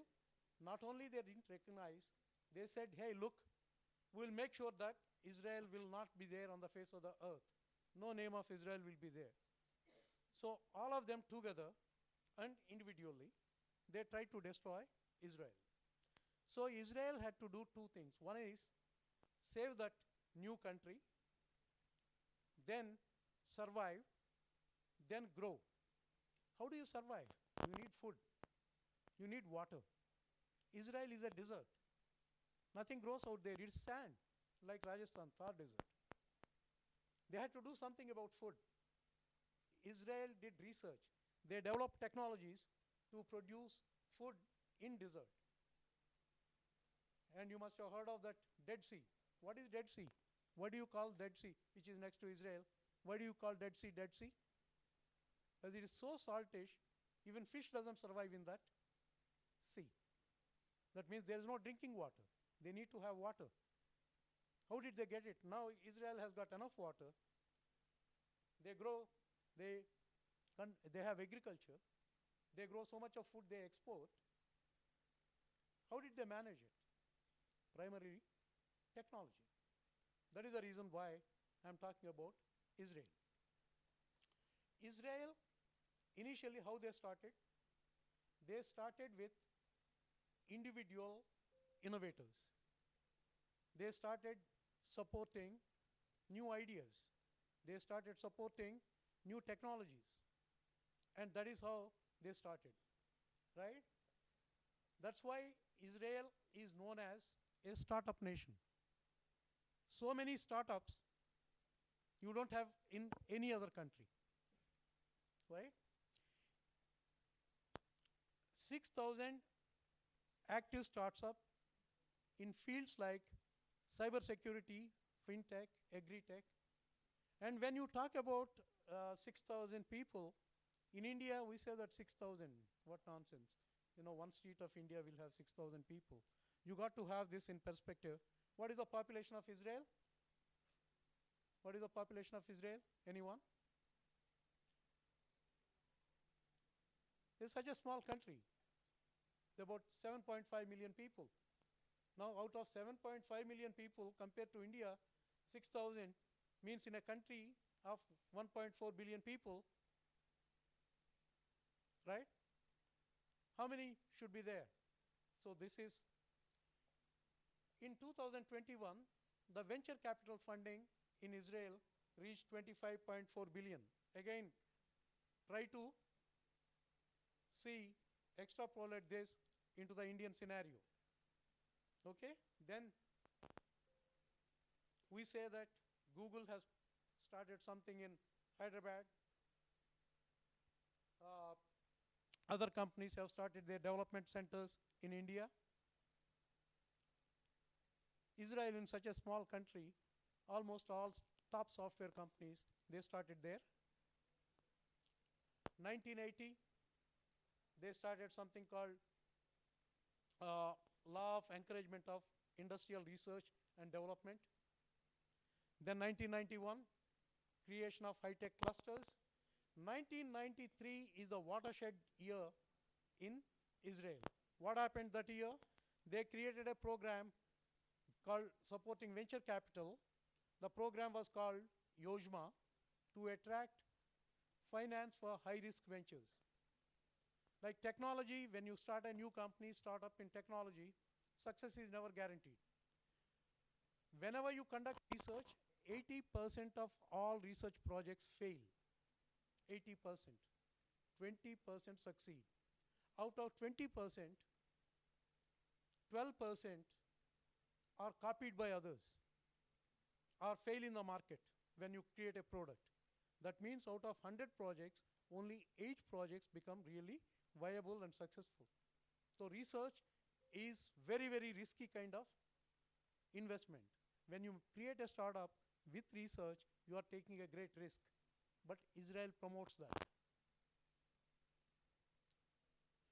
Now, one other very important thing here, ladies and gentlemen.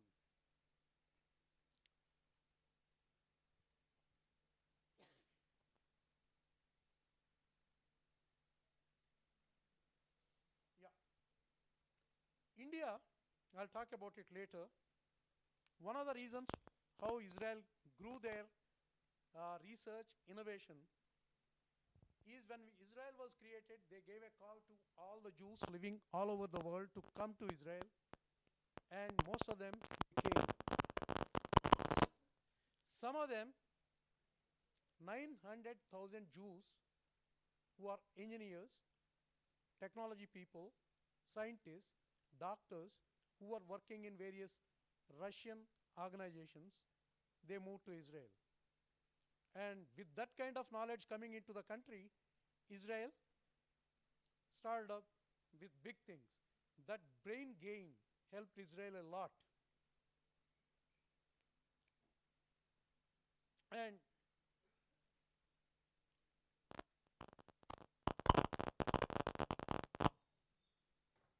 yeah, you can see this. Israel allocated, that is so far, that is getting, the points I made, number 1, Israel is a startup nation, they promote startups. Point number 2 I made is they take high risks. Number 3, they brain gain by bringing people from all over. The 4th point I would like to say is the spending of Israel on education. Israel allocated 66.2% of the GDP to education. What is the allocation of funds in the budget of 2025 or 2024 to education in India? I didn't have the time to check up, but if I'm not wrong, if I remember correctly, it is something around 2.5 to 3%. When you may like to check, I may be wrong. Right? So universities play a very, very important role. Universities are the places where this particular bug is sent into the brains of students. Do research. If some question comes to their minds, they should go to Google, they should go somewhere, do the research and try to get as much information as possible. In fact, it is not only the universities. This should start at the school level, high school level, right? University level, research should be the top priority. And that is what universities in Israel does. And that's why the technology and science universities in Israel are considered among the top 100 universities of the world. Certainly, a couple of them, University of Tel Aviv, is among the top 10 universities, right? Like MIT, etc.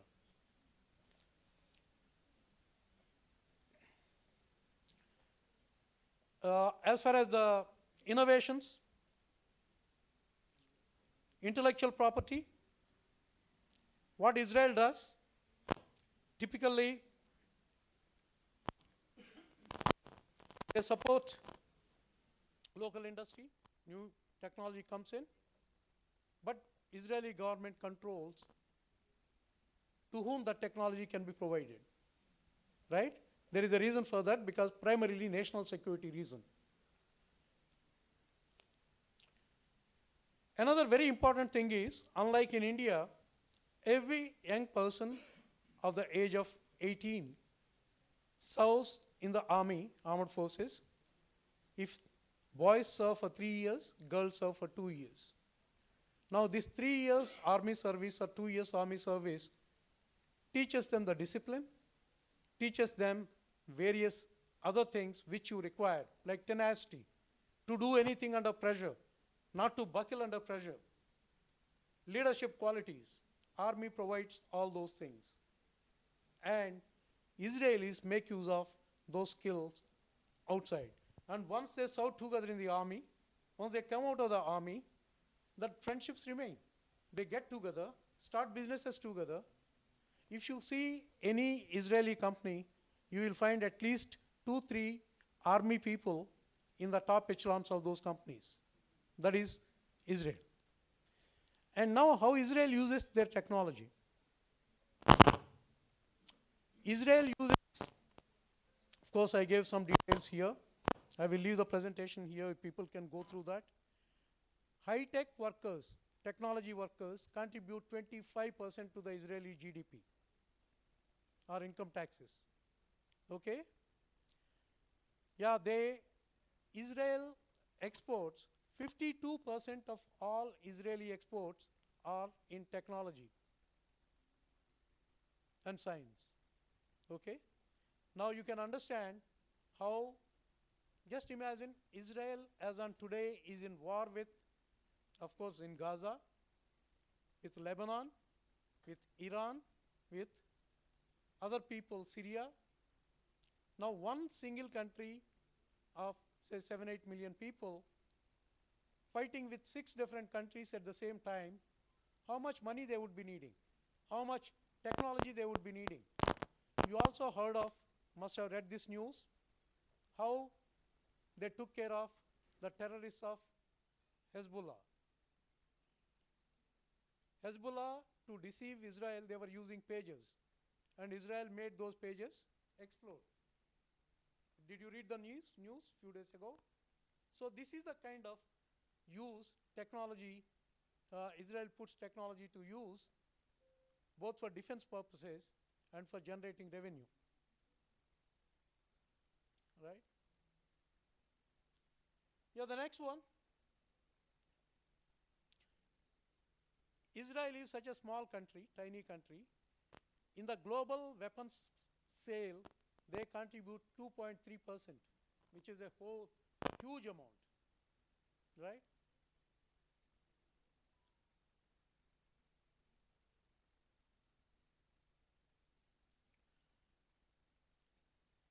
Israel uses the technology they developed for the defense of the country. And Israel uses the technology they develop for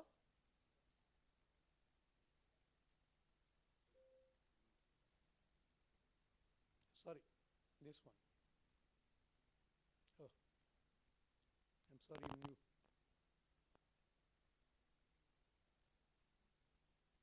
Foreign policy. Like I said, all the Muslim countries around Israel, they are opposed to Israel. But many of them, Egypt, couple of other countries, Jordan, they recognized Israel. They recognized Israel. And even Saudi Arabia was talking few months ago, now it may not happen, few months ago, they were trying to normalize relationships with Israel. Why? They wanted Israel technology. They realized that they cannot wipe out Israel, so it is better to be their friends and get the new technology. So technology a country is using for foreign policy. That is the strength of technology and research in technology and sciences, right? There are a few problems, but they are minor. The problems is there is a divide between the income levels of technology people and non-technology people. The people in the technical fields, technology fields, they earn much more compared to the other people. That creates social tensions. And Tel Aviv is one of the, in fact, it is supposed to be the costliest city in the world. So those are some of the disadvantages, but notwithstanding the disadvantages, Israel is an example of a country which gained immensely, economically, socially, for their defense, for foreign relations. You name a thing, they gained because of technology, research in technology, or research in STEM, science, engineering, technology, and mathematics. That is the reason why I told you the story about Israel. Now let me tell you briefly about another story about South Korea. For 35 years before the Second World War ended in 1945, Korea was ruled by Japanese. After the war, Korea was divided into two countries. Northern part was controlled by the communists, southern part people who are democratically oriented. And the country was divided at a line called 38 parallel. North of it is North Korea, south of it is South Korea. What was the state of South Korea when they became an independent country? It was very poor. The population was large. They didn't have any food. South Korea didn't have any natural resources. And it was a very, very poor country. 1950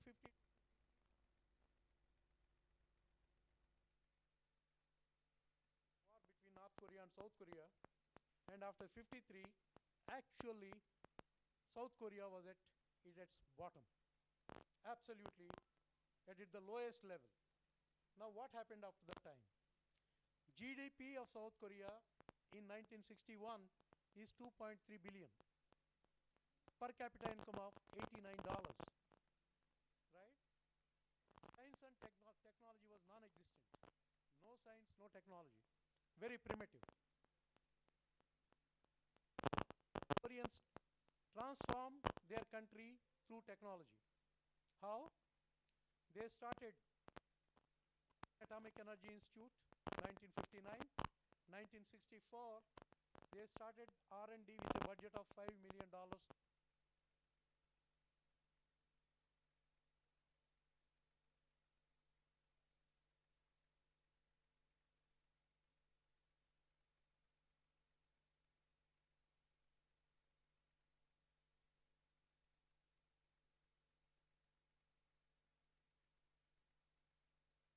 You see, Israel wanted FDI. Israel grew through investments from outside.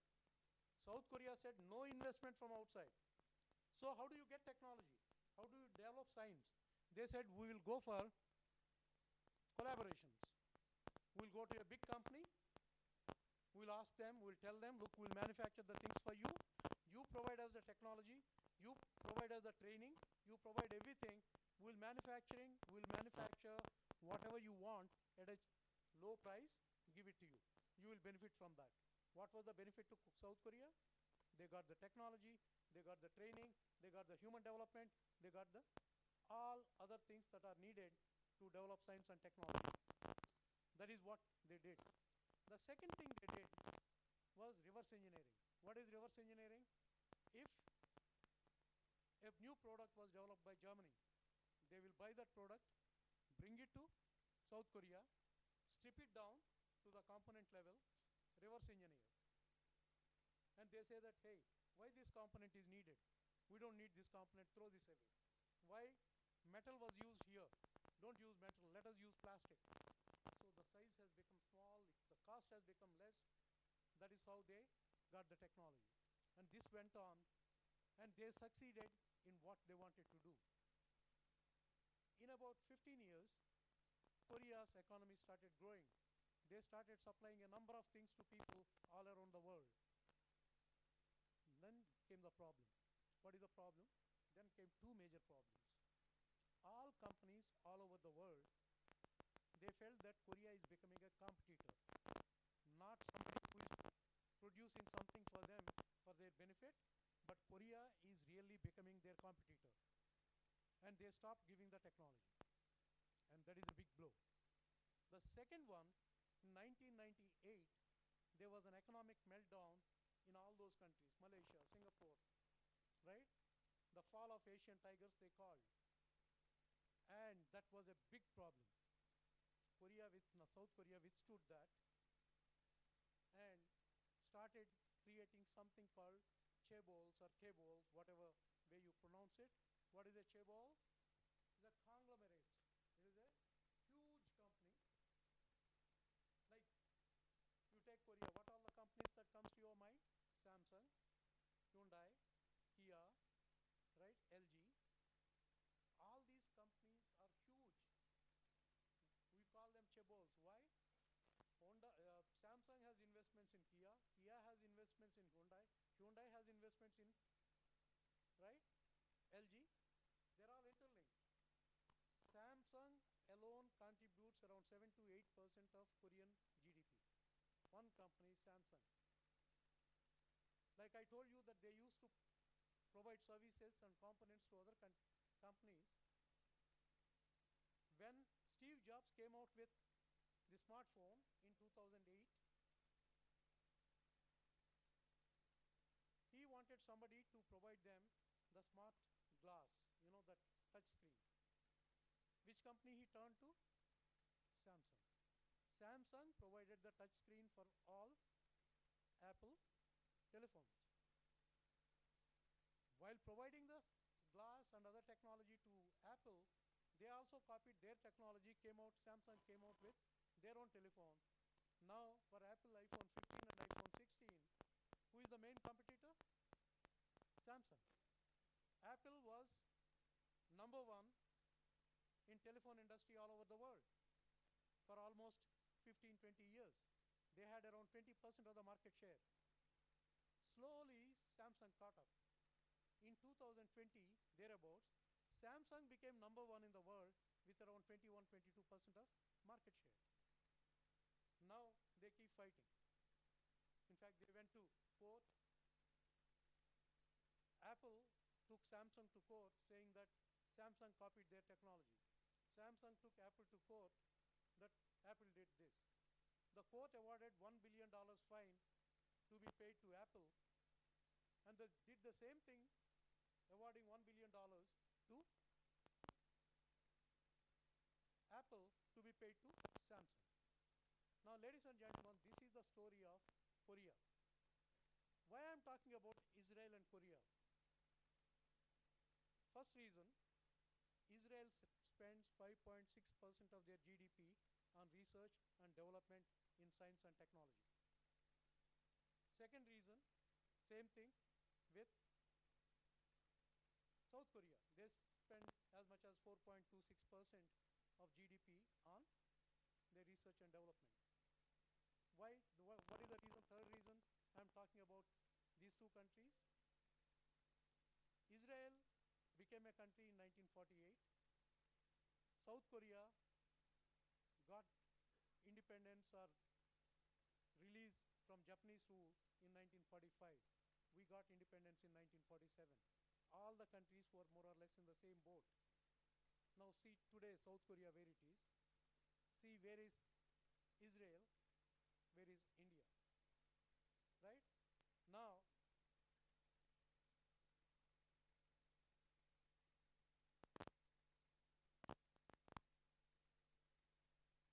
South Korea followed a very, very different strategy. Initially, they used to get technology from outside.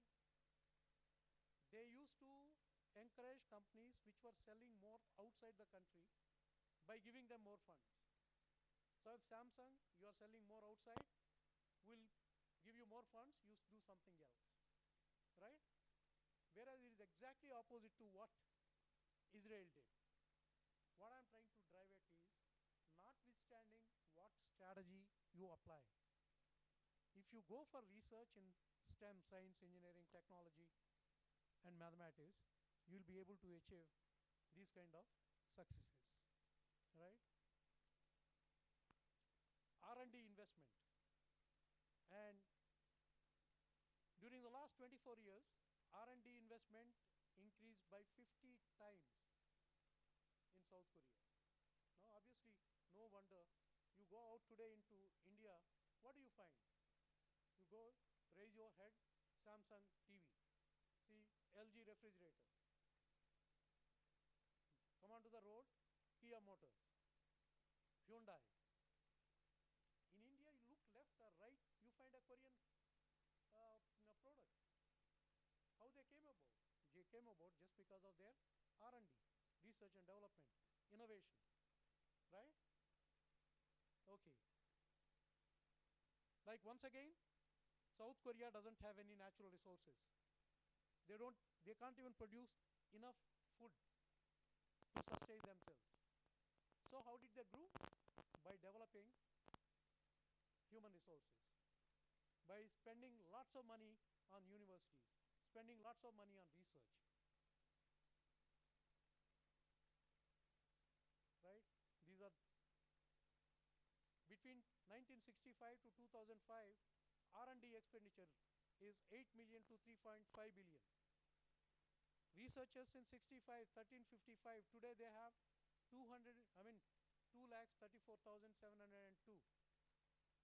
Universities, they had 35. Now they have 4,895. Government research institutions, they had 671. Now they have 5,501. Private research institutions, earlier they had 112. Today they have 1,54,306.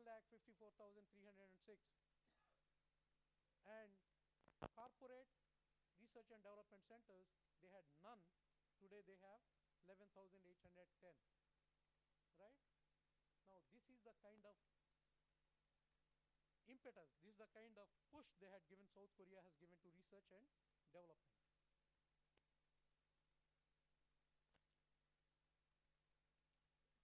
Which all areas they are in? Pharmaceuticals, telecommunications, automobiles, manufacturing, you name a thing, right? As far as the research and publication in journals are concerned, Science Citation Index, 37th position in 1988. Today Korea is in the top 10.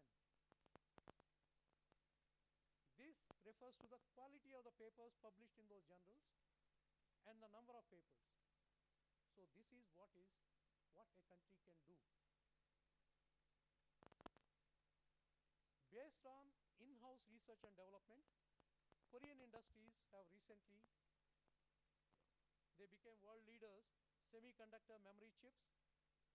The big war is going on for chips. America is saying we will not give technology to China to manufacture chips. China is saying we will not sell chips to these countries. Taiwan is making tons and tons of money only by making chips, right? And South Korea is one of the top countries exporting chips. And cellular phones, I already talked about telephone displays, touchscreen TVs, touchscreen computers, right? Shipbuilding, home appliances, manufacturing. Now this is something which will sustain the economy. Creating something new is one thing.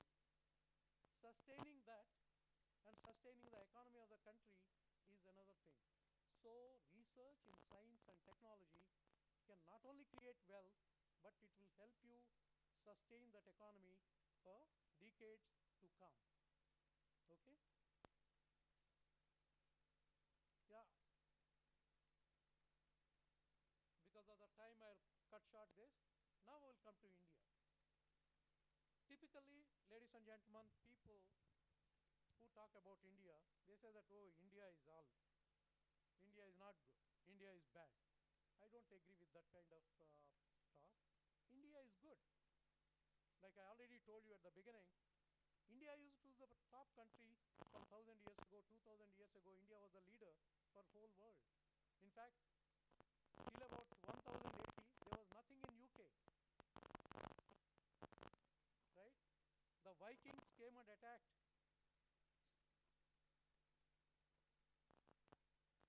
UK.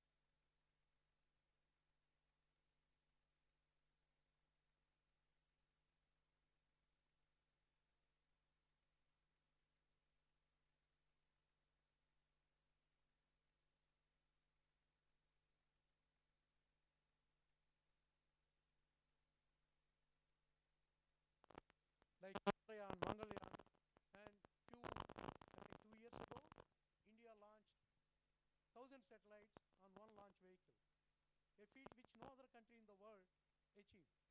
Means India is not doing bad, but it is not enough.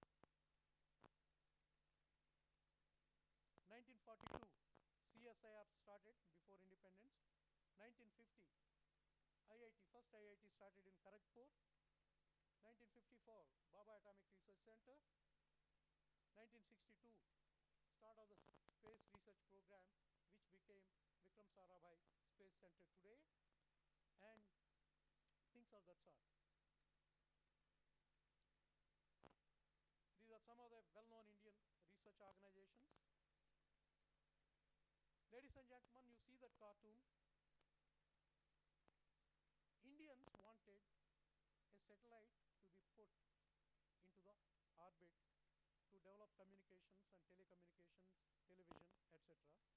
They went and requested Europeans, please help us develop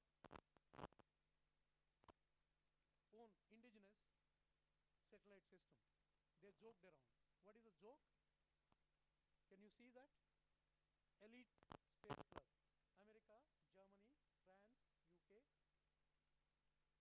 And India means basically a cow going there, asking them, hey, give us something. This cartoon was published by none other than New York Times. It was such a great insult to a country. They were thinking Indians means just a cow and Indian. Right? Today, India is launching satellites for those countries. Sweet revenge. They say that revenge is sweet when it is cold. Right? So this is what exactly. This is what we should be doing in each and everything. That's why I think I spent about an hour searching for this cartoon to show you people, to share this with you. It boils your blood. Today, can France, can UK, can US, can anybody do this to us today? No way. They'll think 1 lakh times even before thinking of doing something like this. And by the way, New York Times have apologized in the front page for putting this cartoon way back then.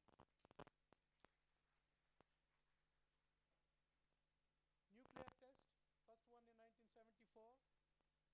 When the nuclear test went off, the code word that was given out to Prime Minister Indira Gandhi at that time was Buddha laugh, Buddha smile. And that gave us India the nuclear deterrent against China, against Pakistan, against any country who looks at India.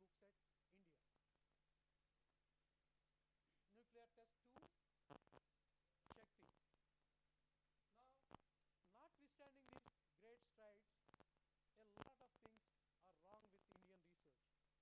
What are those? Ladies and gentlemen, here I'm not trying to bash India. I'm not trying to say that India is wrong, India is bad. Unless and until we accept our shortcomings, there is no way we can improve. So take these in that particular spirit. Low funding. Research, you have seen 0.69% of R&D. High dependence on grants. We want to do research, we need grants, and there are no grants. Bureaucracy. In India is the funniest country in the world. There is this particular group of people called IAS officers. They write an exam, tough exam, they become IAS officers. The surprising thing is, the moment they become an IAS officer, they can do anything in this world. They can run a ship, they can manage a shipping boat, they can manage aviation sector, they can manage a university, they can do anything. That is absolute nonsense. And bureaucracy, and what they do, they want to have control over everything. And one of the reasons why India didn't move in R&D, the past mistakes of the previous governments. Jawaharlal Nehru ji, the great administrator, great everything, but he wanted to bring in socialism to India.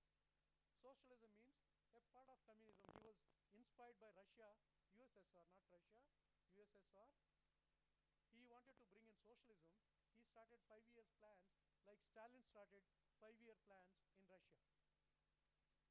What is the motto of communism? You can't make everybody rich,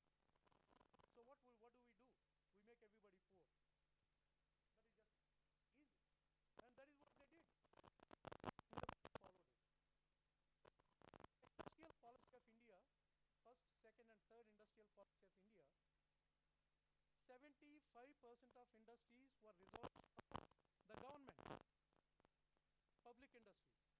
20% of industries were joint sector, both public and private. Only 5 to 10% were reserved for private enterprise. Government used to decide what is to be produced, in what quantities, at what price they should be sold. Now with this policy, how can research go on? How can any new innovations come up? And that's why where we were. All this led to something which is very, very insulting. What was that? We didn't have money to pay for 1 week's imports when Chandrasekhar ji was the Prime Minister. We had to send the gold from our Reserve Bank to UK to get loan. It was such a bad situation. That is the time when P.V. Narasimha Rao became the Prime Minister.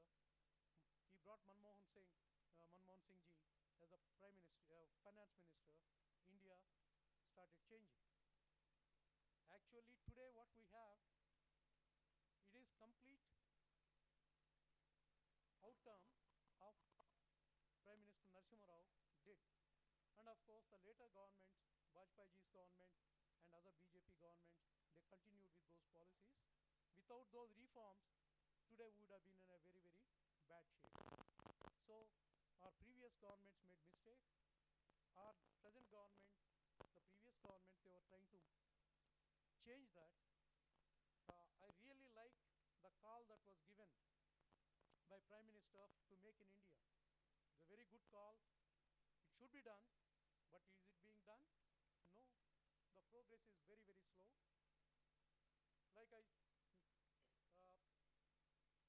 was in the army.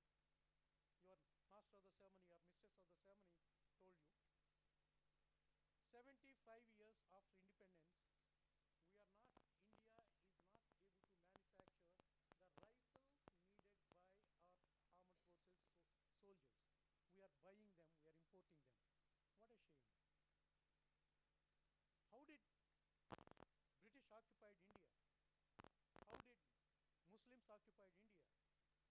Because Indians were useless? Indians were the bravest people. They died for the country. They could occupy because they had technology. They had firepower, they had big guns, they have weapons, they have rifles. And Indians were only fighting with swords. Take Jhansi Lakshmi of Jhansi.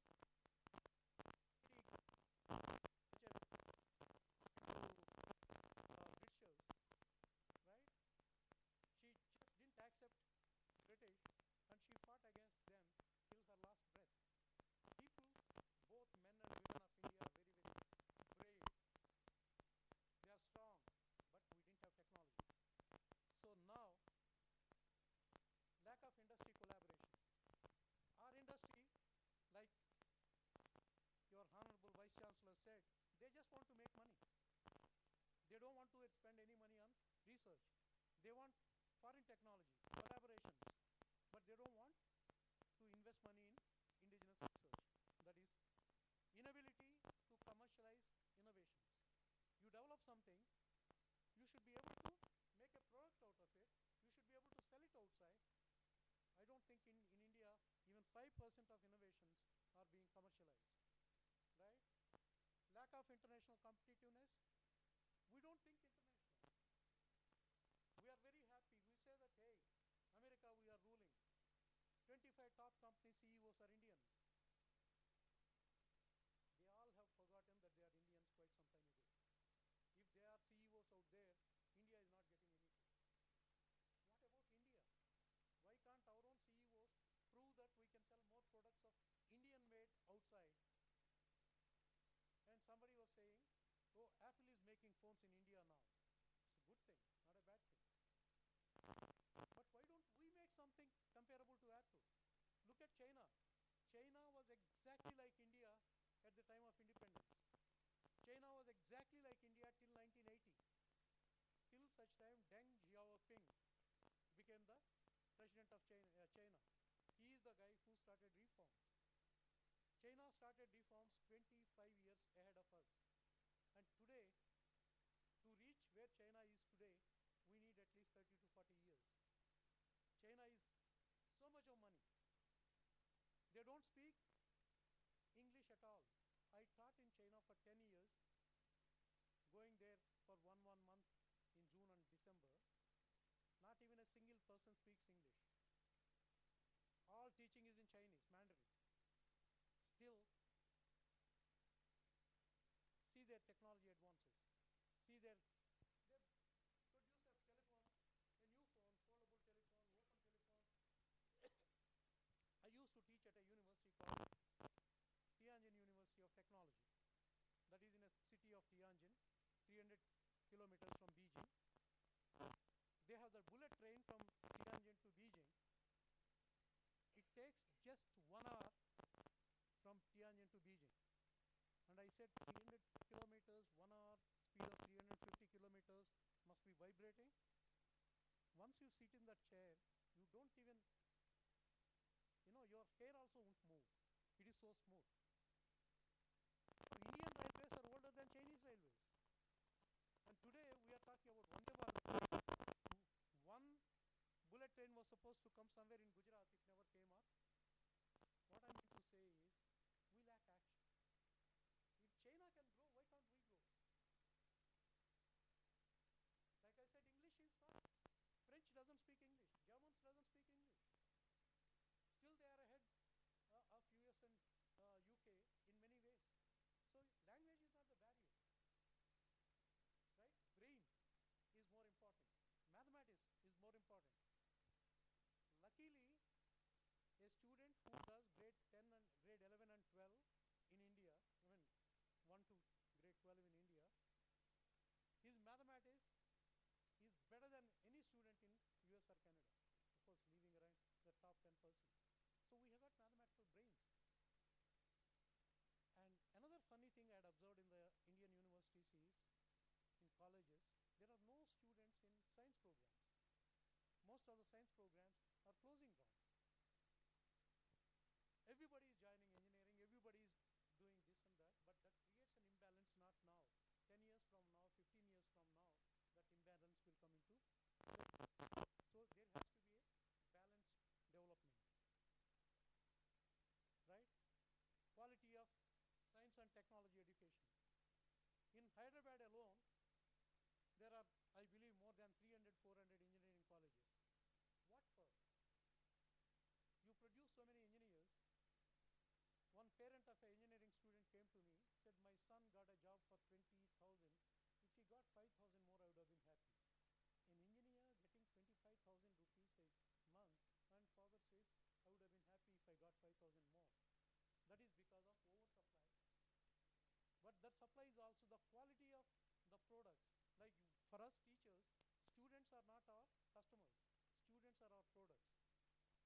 Industry, business people are our customers. Our products are not good. So we are not producing quality engineers. IITs, we are spending so much for what? 50 to 60% of them, they just jump to US or other countries. Right? So those are the things which are harming research and development in science and technology in India. Unless and until we take care of all these kinds of things, all the issues out here, it is going to be a tough task to get into that top side. We are very proud that India has become 5th largest economy in the world. Isn't it a big achievement? It is. But look beneath the top layer, you will find the reality. What is the income, GDP per capita? Per capita GDP is less than 2,000. If you compare GDP per capita, India won't even rank amongst the first 100. Right? It may help political parties to promote that, but in reality, for common people on the ground, it is not going to help. So, another very important thing, I will take 1 minute before I conclude. One of the very important thing is stigma attached to the failure. You start a company, you fail, neighbors will say, look, this guy is a failure. Your parents also might say, oh, you are a failure, you spent so much of money, useless fellow. Right? That attitude should go. There is no billionaire in this world today who has not failed at least on 4 or 5 occasions.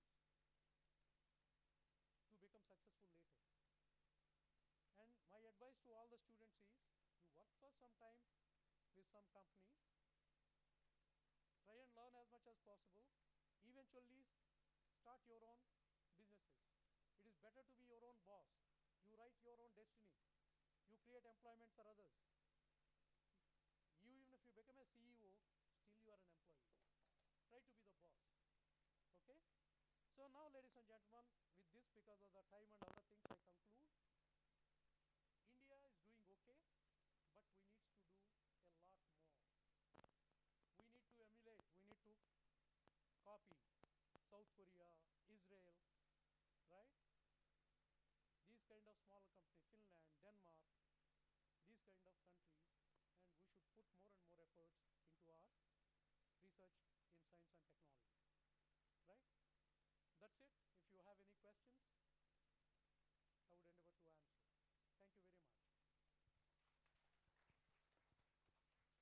much. Thanks for your valuable talk, sir. Thanks a lot for sparing time for us.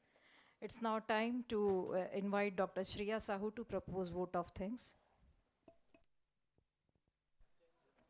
Thank you, ma'am.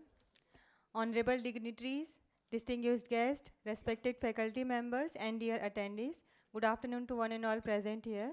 It is my privilege and honor to propose the vote of thanks at the inaugural function of the 5th International Conference on Innovation Research in Science Management and Technology, organized by the Department of Computer Science and Application, Atal Bihari Vajpayee Vishwavidyalaya, Bilaspur. First and foremost, I would like to extend my deepest gratitude to our chief guest, Professor Sachidanand Shukla, Honorable Vice Chancellor, Pandit Ravi Shankar Shukla University, for gracing this occasion with his esteemed presence and inspiring us with his words. I am immensely grateful to Professor A.D.N. Vajpayee, Honorable Vice Chancellor, Atal Bihari Vajpayee Vishwavidyalaya, Bilaspur, for presiding over this event. His guidance and leadership continue to be a beacon of excellence for all of us.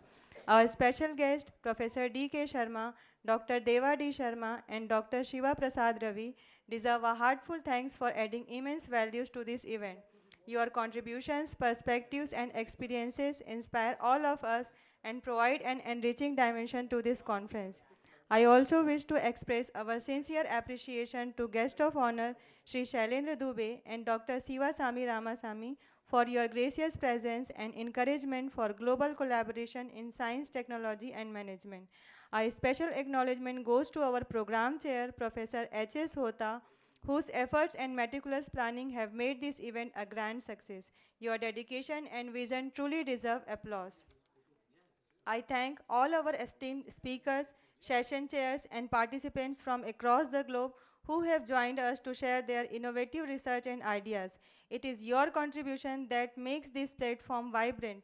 To the organizing team, faculty members, and student volunteers, thank you for your tireless effort, teamwork, and commitment.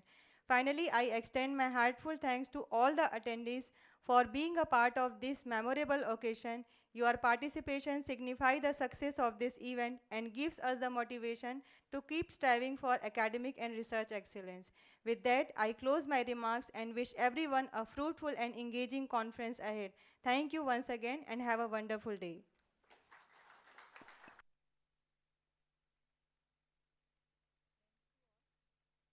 After a short break, we will have expert talk from by Dr. Professor R. Sivaswamy, Botswana International University of Science and Technology, Botswana, on modeling consumer behavior when switching brands.